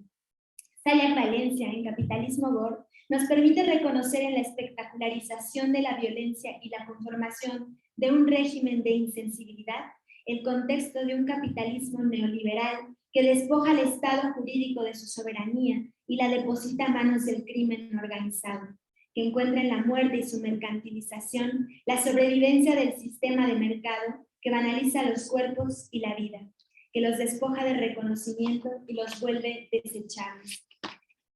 Este régimen, hecho carne y movimiento, habilita a través de contratos incorporados escenarios y formas de aparición, presencia, reconocimiento, participación y ciudadanía, también de desaparición. Pero también es una narrativa y un escenario poroso, permeable, que puede ser interrumpido y, digo yo, destanteado en sus formas de proceder. Diría Chantal Mouffe, las prácticas culturales y artísticas pueden desempeñar un rol crítico promoviendo espacios públicos agonistas, donde podrían lanzarse luchas contrahegemónicas y destantear el lugar central que ocupa la cultura dominante en la construcción del sentido común, destacando la necesidad de la intervención artística con el fin de desafiar la visión pospolítica según la cual no hay ninguna alternativa al orden actual. Es aquí donde están las intervenciones performáticas, vistas como prácticas de resistencia no frontales, sino más bien desarticuladoras y erráticas, errantes también, capaces de interrumpir la narrativa de la violencia, ponerla en jaque, destantear las formas construidas del poder y sus coreografías. Coreografía viene del griego koros, que significa baile, danza, y grafía de grafos, escribir. En términos básicos necesita de tres elementos: el espacio, los cuerpos y el movimiento. Los cuerpos que con su movimiento escriben y se inscriben en el espacio. Las coreografías del poder son aquellas figuraciones y procederes aprendidos y acuerpados, en particular por el cuerpo policíaco, que funge como brazo de la violencia estatal que vigila el orden del espacio público. El poder ha aprendido a bailar y lleva años ejecutando la misma danza. Los integrantes de sus coreografías saben ejecutar magistralmente sus movimientos. Sin embargo, en esa ejecución repetida históricamente, se han olvidado del poder de la improvisación, del cambio de ritmo o de la potencia política de otras coreografías que permitan escrituras otras danzas. Pedagogías errantes, prácticas performáticas en contextos de protesta. 8 de marzo de 2021, Plaza Mayor de Torreón, Coahuila, México. Al fondo, escaleras imponentes que llevan a la torre mayor del Poder Judicial, iluminada por una luz morada. Sobre la poca arquitectura visible, pintas. Félix Salgado violador y algunas intervenciones que no se alcanzan a leer. Decenas de mujeres, unas en las escaleras, otras de pie, abarrotan el espacio. Vestidas de negro, usando cubrebocas, algunas sostienen un cartel al fondo que dice «Rompe el pacto patriarcal». 15 mujeres, agachadas, se levantan poco a poco, vestidas de negro, unas con pantalón, otras con short. Algunas portan rodilleras, otras tacones, y otras vestidas de blanco portan zapatillas de ballet. todas con cubrebocas y pañoletas de color morado enredadas en sus cuellos. Frente a ellas, sobre el suelo, 6 mujeres vestidas de blanco voltean a todos lados, desconcertadas. Un grupo de mujeres entra caminando, cruzando la escena. Vestidas de negro, con pañuelos morados y con los puños al lado de la cintura, salen de escena. Suenan acordes de una guitarra. Las mujeres de blanco se levantan. Sus vestidos blancos y zapatos de ballet están manchados con huellas que simulan manos de color rojo. Ondean delicadamente sus hombros y caminan. Empiezan a danzar. Mientras danzan frágil y delicadamente sobre sus puntas y con sus manos alargadas y estilizadas, en el fondo, las mujeres de negro emergen. Que tiemble el Estado, los suelos, las calles, que tiemblen los jueces y los judiciales. Hoy a las mujeres nos quitan la calma, nos sembraron miedo, nos crecieron alas. Las mujeres de negro, con pantalones y tenis y botas, se mueven fuerte, lanzan los brazos y, masculinamente, avanzan con fuerza. Al grito de un grupo de mujeres siguen danzando al frente y levantan el puño. Justicia, justicia, justicia. Terminan bailando en tacones. Entre las mujeres, una niña vestida de blanco camina. Todas le abren paso. La niña suelta un globo hacia el cielo. Lo que acabo de relatar corresponde a la intervención del colectivo Mexafem en la Plaza Mayor de Torreón, en donde en el contexto de la pandemia por COVID-19 se invitó a diversas colectivas artísticas y culturales a participar en el 8M para la conmemoración de la lucha histórica de las mujeres. Según lo relatado por la coreógrafa Suja Pulán, los tacones, en el contexto de una ciudad machista como Torreón, Coahuila, significaban haber transitado de una feminidad frágil al alzamiento de una feminidad madura redignificada. Por un lado, este tiempo-espacio que habilita la escena, que acabo de relatarles, interrumpe la cotidianidad de la plaza, con sus coreografías marcadas y posibilitan encuentros. Un momento de convivio inesperado entre las mujeres y transeúntes. El diálogo que se suscita va más allá de las palabras y corresponde a las corporalidades y su capacidad afectiva. Es la dignificación a partir de la ocupación del espacio en colectivo. Es la denuncia a través del gesto y sus elementos ante la violencia y la desigualdad, ante el despojo de la vida y su alzamiento en tacones que culmina con la esperanza. Esta forma de interrupción del poder refiere a formas de resistencia no frontales, más bien desviadas y errantes. Las prácticas restaurativas que resultan de este análisis triangulado conllevan a la declaración explícita de la necesidad de imaginación que nos compete teórica y activamente como confabuladoras de otras historias en estos espacios que se abren. Invitan a la academia para vincularse con las prácticas estéticas y activistas.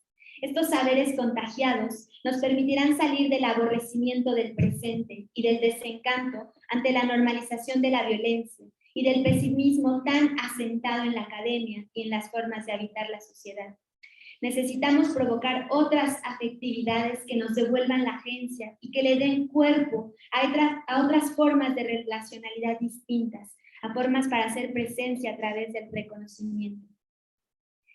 Y cierro con que son necesarias escenificaciones pedagógicas, errantes, móviles y provocadoras del encuentro y el movimiento, creativas y creadoras de relaciones de interdependencia que superen la individualización del capitalismo gordo y que renueven el sentido de la importancia de la vida en términos de dignidad. Pedagogías errantes que ensayan escenarios, narrativas y formas de habitar alternativas esperanzadoras que resisten desde la creatividad y el resarcimiento de lo colectivo y lo comunitario. Muchas gracias.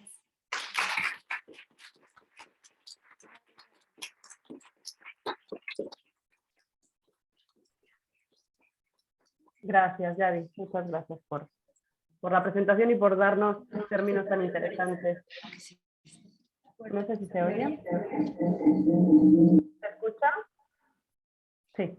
Decía Yadi que gracias por la presentación y por ayudarnos a, bueno, por lanzarnos términos tan tan interesantes como esos que propones desde la pedagogía, que también es la danza, que también es el activismo y desde luego las prácticas artísticas y culturales. Estamos casi sobre la hora, creo que nos vamos a poder extender 5 o 10 minutos más.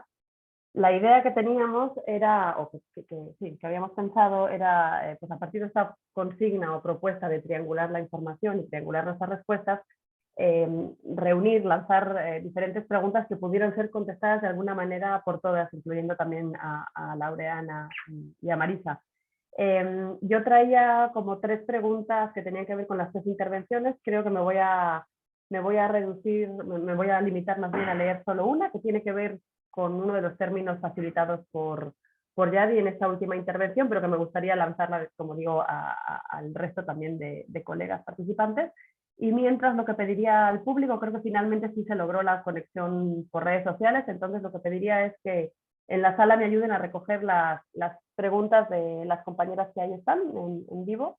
Y por otro lado, bueno, si va habiendo preguntas en las redes, que también me las puedan compartir para después, digamos, hacer una ronda así en conjunto. Entonces, para no alargar esto demasiado y dar paso a las demás, les voy a plantear esta tercera pregunta que ya les había compartido también y que tiene que ver con la presentación de Yadi, pero que creo que nos puede unir a todas y que se conecta de alguna manera con el primer ángulo, esta primera perspectiva que nos ha ayudado a articular Laureana.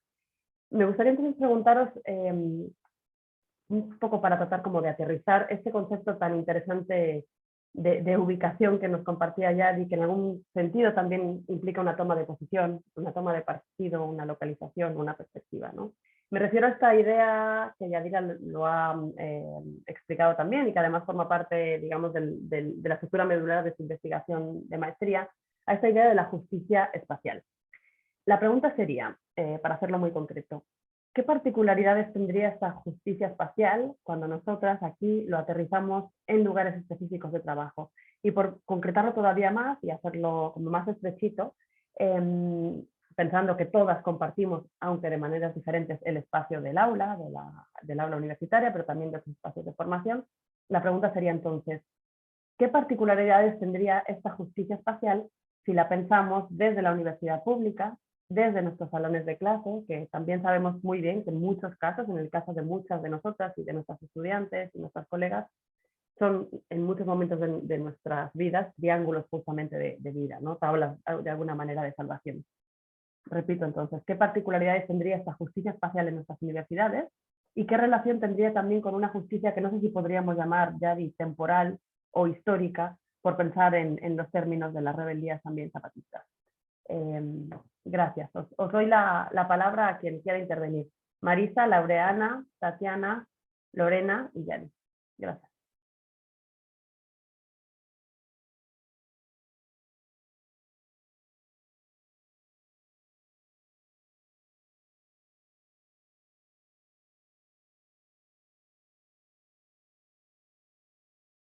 Va, me arranco yo, que como he empezado yo en lo digital y estamos en lo digital, si tiene lío o sí, se escucha. Déjalo ahí en la mitad.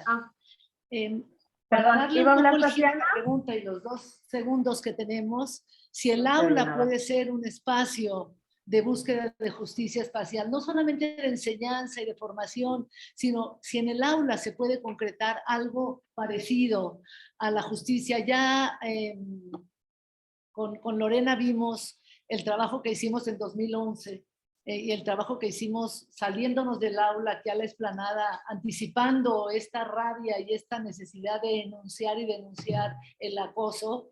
Hicimos algo parecido con un pasaporte, hicimos algo un poco más alegre, pero también cruzado por esa rabia y por ese dolor. Entonces, yo diría, es el aula un espacio posible de reparación, de justicia social, de justicia espacial. Se puede constituir ese espacio en este dispositivo errante que va como reparando y reparándose, interviniendo, pero también interviniendo en sus propias heridas, no solo en las heridas sociales, sino en las heridas personales. Esta idea de reciprocidad en la reparación, si el aula puede ser este espacio ambulante y errante de justicia. Yadi. o Perdón, Lorena. Perdón, ¿iba a hablar Tatiana? Marisa, Dile. Tatiana estaba hablando. Dale, a ver, ¿cómo voy a...? No sé si nos oyen. Tatiana tenía la palabra.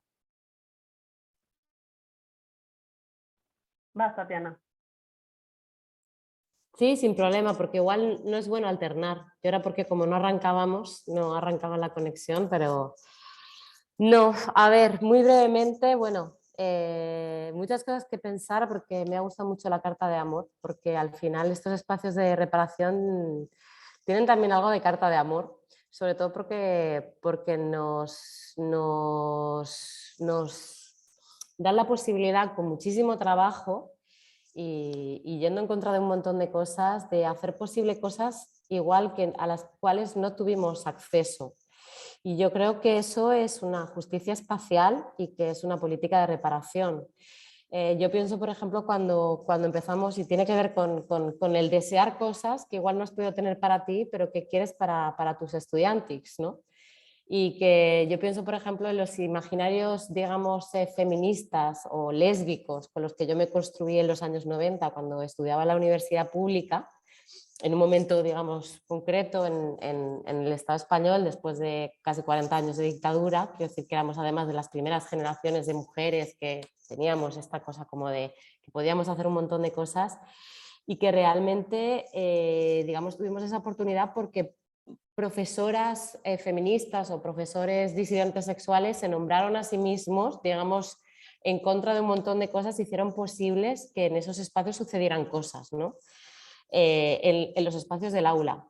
Entonces, desde el planteamiento que yo hacía y bueno, y enlazando un poco con lo que ha dicho Yadira y con lo que ha planteado Lorena, mi lectura, o por lo menos mi lectura en estos momentos, es como para mí la justicia social es producir una reparación que tiene que ver con la memoria, que tiene que ver con los imaginarios y que tiene que ver con las genealogías, ¿no? Y tener la posibilidad de poder conectar genealogías, de poder conectar imaginarios y de hacer un ejercicio que tiene que ver en la universidad pública con un ejercicio de compartir, o sea, de compartir y de generar, digamos, que esos espacios de excepción dejen de ser espacios de excepción, ¿no? O sea, o por lo menos tal cual me los he vivido yo o los hemos vivido otros de las que estamos aquí, ¿no? Y que hemos hablado. Ya, porque tenemos muy poquito tiempo. Muchas gracias, Tatiana. Sí, creo que el tema de la reparación en relación a los imaginarios es algo bien importante también, ¿no? Con lo que a veces no acabamos de darnos cuenta del peso que en realidad tiene la conformación de imaginarios. Si les parece, le damos la palabra a Lorena, un poco para seguir, para no estar alternando digital con presencial, y ya nos vamos a la mesa para que no haya tantos problemas de sonido. Lorena. Bueno, muy brevemente, ¿no? Yo creo que siempre y cuando se pongan en jaque, digamos, esos sistemas, un poco lo que decía Tatiana de esto que una no tuvo, ¿no? Siempre y cuando la idea de pedagogía como la entendemos tradicional se ponga en jaque, siempre y cuando se ponga en jaque también lo que entendemos por arte o lo que entendemos por activismo, por supuesto que son y pueden ser espacios de reparación y espacios de justicia, porque plantean formas otras de contar, de narrar, de enunciar y de reconocernos, ¿no? Pero de nuevo yo quiero como pensar en esto como algo que puede ocurrir, no algo que ocurre, y algo que puede ocurrir con un trabajo monumental detrás. Por eso hablaba de lo difícil de lo fácil que podía parecer lo que hicimos en el seminario allá, que empezamos en los seminarios en el 2011, pero lo complejo que es, ¿no? Y lo difícil que es como sostenerlo en el tiempo como una apuesta pedagógica y como una apuesta de generación de saberes distinta. Con eso también diría que también hay estas otras cosas que solo pueden suceder en otros espacios, ¿no?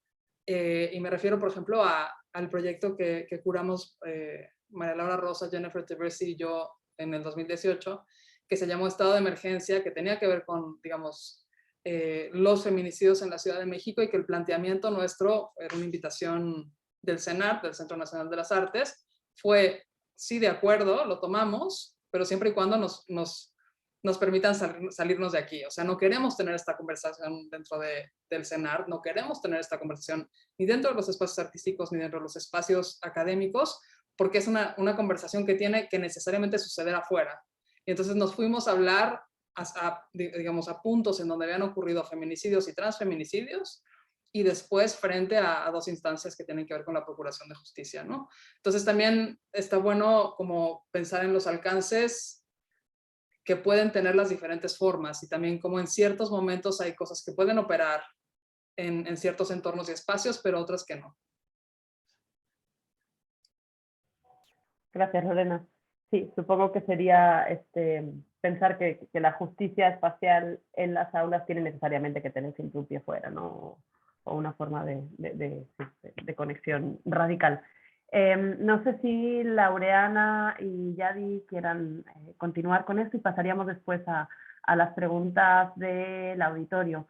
Parece que por redes sociales tenemos de momento saludos y felicitaciones, pero no hay preguntas concretas. Así que Laureana y Yadi, por favor. Gracias. Gracias, Rey. Pues de manera muy breve, primero recordar que la justicia espacial no refiere solamente a la redistribución de los espacios, ¿no? Sino que conlleva a otro tipo de ejercicios justo que pasan por un ejercicio de situación, como tú decías, de localización, y pensaba que en el aula requiere de hacer visibles todos estos lugares, ¿no? Principalmente en una universidad pública, hacer visibles los lugares, las situaciones, las localizaciones del estudiantado, ¿no? De los lugares simbólicos, geográficos de donde provienen. Creo que eso es el primer paso hacia la justicia espacial. Y luego también posibilitar, ¿no? Detonar el encuentro de sus diferentes situacionalidades, y ahí hay que traer al cuerpo del justo del tiempo, habla de una propuesta pedagógica que supere la decisión de la mente y el cuerpo, ¿no? Que traiga a las pedagogías, a estas otras pedagogías que menciona Lorena, todo el tiempo a este cuerpo y estos afectos y esta situación, y sobre que nos permita una conciencia de la otredad justo a partir de lo corporal, ¿no? Creo que cuando hay esta conciencia trabajada desde lo corporal, hay como una redimensión justo del espacio que se juega, de la situación que se juega en relación a los otros y nosotros, ¿no? Cuando se baila. Y bueno, que eso también lleva a el reconocimiento de las dimensiones que ocupamos, nos pone en perspectiva siempre propia de las otras de nosotros, y después constituye como una redistribución de la dimensión ética, ¿no? Que juega en lo colectivo. Creo que la justicia espacial pasa por el reconocimiento, por la redimensión de la ética y de la situación del cuerpo y de la localización de los cuerpos con quienes jugamos todo el tiempo en los espacios. Le paso la voz a Laureana. Hola, Rian. Bueno, esta pregunta tiene mucho eco en arquitectura. Creo que la pensé desde varios ángulos. Quizá el primero, el que tengo más cercano, es el de la historia. Cómo crear estos espacios y de qué forma, sí, que tengamos una genealogía, una continuidad, ¿no? De arquitectas, de cómo de repente llegamos a la facultad y no sabemos de dónde, cómo llegamos ahí, o si alguien atrás empezó a hacer camino, ¿no? Entonces, es pensarnos como parte de una continuidad. Y bueno, en este trabajo, en este proceso de hacer justicia desde la historia, están pues muchas herramientas. Por ejemplo, concluyo la tesis con la autobiografía. Necesitamos escribir, ¿no? Necesitamos no escribir solo de nosotras, sino también de otras, las compañeras, los momentos, los espacios, escribirlos. Es un ejercicio constante, y ese ejercicio es dejar huella, y esas huellas las van a ir recopilando otras compañeras más adelante, y entonces pues garantizamos este espacio, ¿no? de la historia. En cuanto a la arquitectura, pues también hay, como decía la pregunta de la universidad pública, creo que se están haciendo grandes esfuerzos en arquitectura están tratando de transversalizar esta mirada de género en todas las materias, no solo como clases puntuales, sino que realmente permee el conocimiento y se manifieste después en espacios incluyentes y seguros, ¿no? Esas dos como puntos son los que están trabajando constantemente en arquitectura, incluyentes para mujeres, para niños incluso, o sea, que también tengan un abanico de inclusión. Y bueno, eso serían como mis dos polos que estamos trabajando sobre justicia. Gracias. Se lo paso a... No, a Rian. ¿Le puedes regresar, Yadi, por favor? Gracias, sí. Las escucho. Gracias, Yadi y Laureana. Creo que acabar con esto y darle la palabra a la gente que está ahí en el auditorio sería una forma muy linda, ¿no? De pensar, como nos decía Laureana, que es una necesidad que pasa desde luego por escribirnos unas a otras, no solo escribir sobre nosotras, sino escribir también a lesotres, a los que tenemos al lado, ¿no? Y un poco la idea también de que garantizar el espacio tiene que ver con garantizar espacios físicos, pero también tiene que ver con garantizar espacios, como decía Tatiana, que de alguna manera hackeen el imaginario, que nos ayuden a imaginarnos también a nosotros mismos, y también que se hagan un hueco, ¿no?, en la producción de saberes, que al final es un poco de lo que se trata y lo que conmemoramos también con este 30 aniversario del CIEC, ¿no? Un centro que se ha dedicado justo a escribirnos y a escribir a las compañeras desde diferentes espacios que no hayamos ocupado, ¿no? Le pediría por favor a Gis si nos ayuda a hacernos llegar las palabras del público, si es que alguna compañera quiere intervenir. Mientras leo un comentario de Marta Leñero que dice justo... A ver, un momentito, vamos a ver si hay alguna pregunta.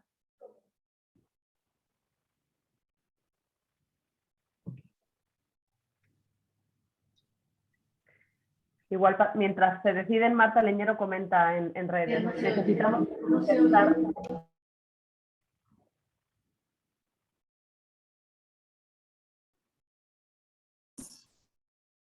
Aquí preguntas.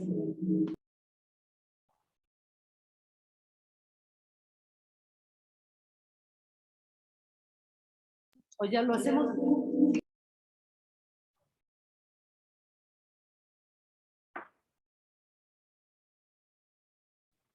No escuchamos nada nosotras. Dejamos, muchas gracias, Rian. Las últimas palabras es... como se ha mostrado aquí, hay desde luego 30 años, son muchos años, ¿no? Ya hay sueños cumplidos, ya hay sueños por cumplir, y hay deseos errantes, y hay mucha carga y mucha, pues, desde luego, mandato de movilizar ese dolor hacia los sistemas a los que pertenece, que es dolor causado por las sexualidades hegemónicas y la falta de visibilidad a las sexualidades otras, dolor causado por las afrentas raciales, dolor causado por la diferencia de género, dolor causado por la raza, dolor, y hay ese pedacito de dolor errante que no se consume distribuido por los sistemas. Ese pedacito de dolor errante solamente es posible visibilizarlo si hacemos muy buen trabajo con los otros sistemas, si logramos crear una maquinaria de distribución de la afrenta, del daño y del dolor que sea capaz de absorber lo que viene por la diferencia sexual, de absorber lo que viene por la racialidad, de absorber lo que viene por la sexualidad, y luego quedará algo, me pregunto, que los dispositivos artísticos, que son dispositivos de distribución y de acomodo del dolor y de la reparación, quedará algo errante que pueda ser fruto de otro tipo de mecanismos y de maquinaciones. Pensamos nosotras, por eso nos hemos dedicado tanto a las estudiantes y tanto al salón de clase, pensamos que el aula y la universidad pública es una maquinaria de administración de este tipo de especulaciones. ¿De qué se refiere a qué? ¿Qué tiene que ver con el dolor causado por la injusticia de género? ¿Qué por la racial? Le han llamado interseccionalidad a eso. Creo que el salón de clase y esta y fíjense, las cartas de amor, y este dispositivo del amor y la reciprocidad que surge en una universidad pública, que surge siempre que hay un aula presente. Un aula puede hacerse en un pasillo, un aula puede ser una esquina de una prostituta, de una trabajadora sexual. ¿Qué se convierte en aula? Cuando hay este espacio de reparación y este espacio donde se instaura un deseo, y alguien quiere culminar y cumplir ese deseo. Los profesores queremos cumplir los deseos de las estudiantes quieren cumplir el deseo de las profesoras. Es la magia del aula y la magia de la universidad pública. Lo que hemos visto aquí es, por un lado, Yadira con la danza y con esta idea de justicia espacial, donde hay una coreografía, una grafía y un guión. Lorena nos recordó tanto trabajo que hemos hecho en las aulas y cómo se desbordan. Tatiana nos dio esa belleza de currículum que parte de una mueca y continúa en dispositivos triangulares, un currículum que está hecho a contrapelo de la academia en un lugar como España, que además ha tenido muchas más reformas a esta improvisación, como le llama Yadi, que hemos tenido nosotras. Entonces, nada más despedirnos con una disculpa por los desajustes técnicos que son también a veces imponderables, y otra con una invitación a seguir pensando en todos los sistemas a los que tenemos que distribuir en esta maquinaria, que es la inteligencia y la teoría y los estudios de género, y también pensar qué triangulaciones nos faltan, qué nos falta por pensar, qué tenemos que incluir en este menú y en este catálogo de conceptos, de colonial, de la teoría crítica, de la visualidad. Agradecemos muchísimo a Rian, todas allá tienen hijos enfermos y padres en hospitales y cosas muy duras, y han estado aquí con nosotras, como suele ser la solidaridad feminista, que al final creo que acaba dando una rabia que te quieres morir, pero de todas maneras lo agradecemos muchísimo. Agradecemos la organización, a Nika, Gis y a todo el equipo CIEC, y las esperamos en el tercer triángulo. Les prometemos que en la medida de nuestra capacidad va a haber otro tipo de interferencias mucho más iluminadoras que las que hubo ahora. La fecha del tercer triángulo, ¿alguien la tiene? ¿Ya la tenemos definida? El 29 de septiembre las esperamos aquí, y muchísimas gracias por su presencia.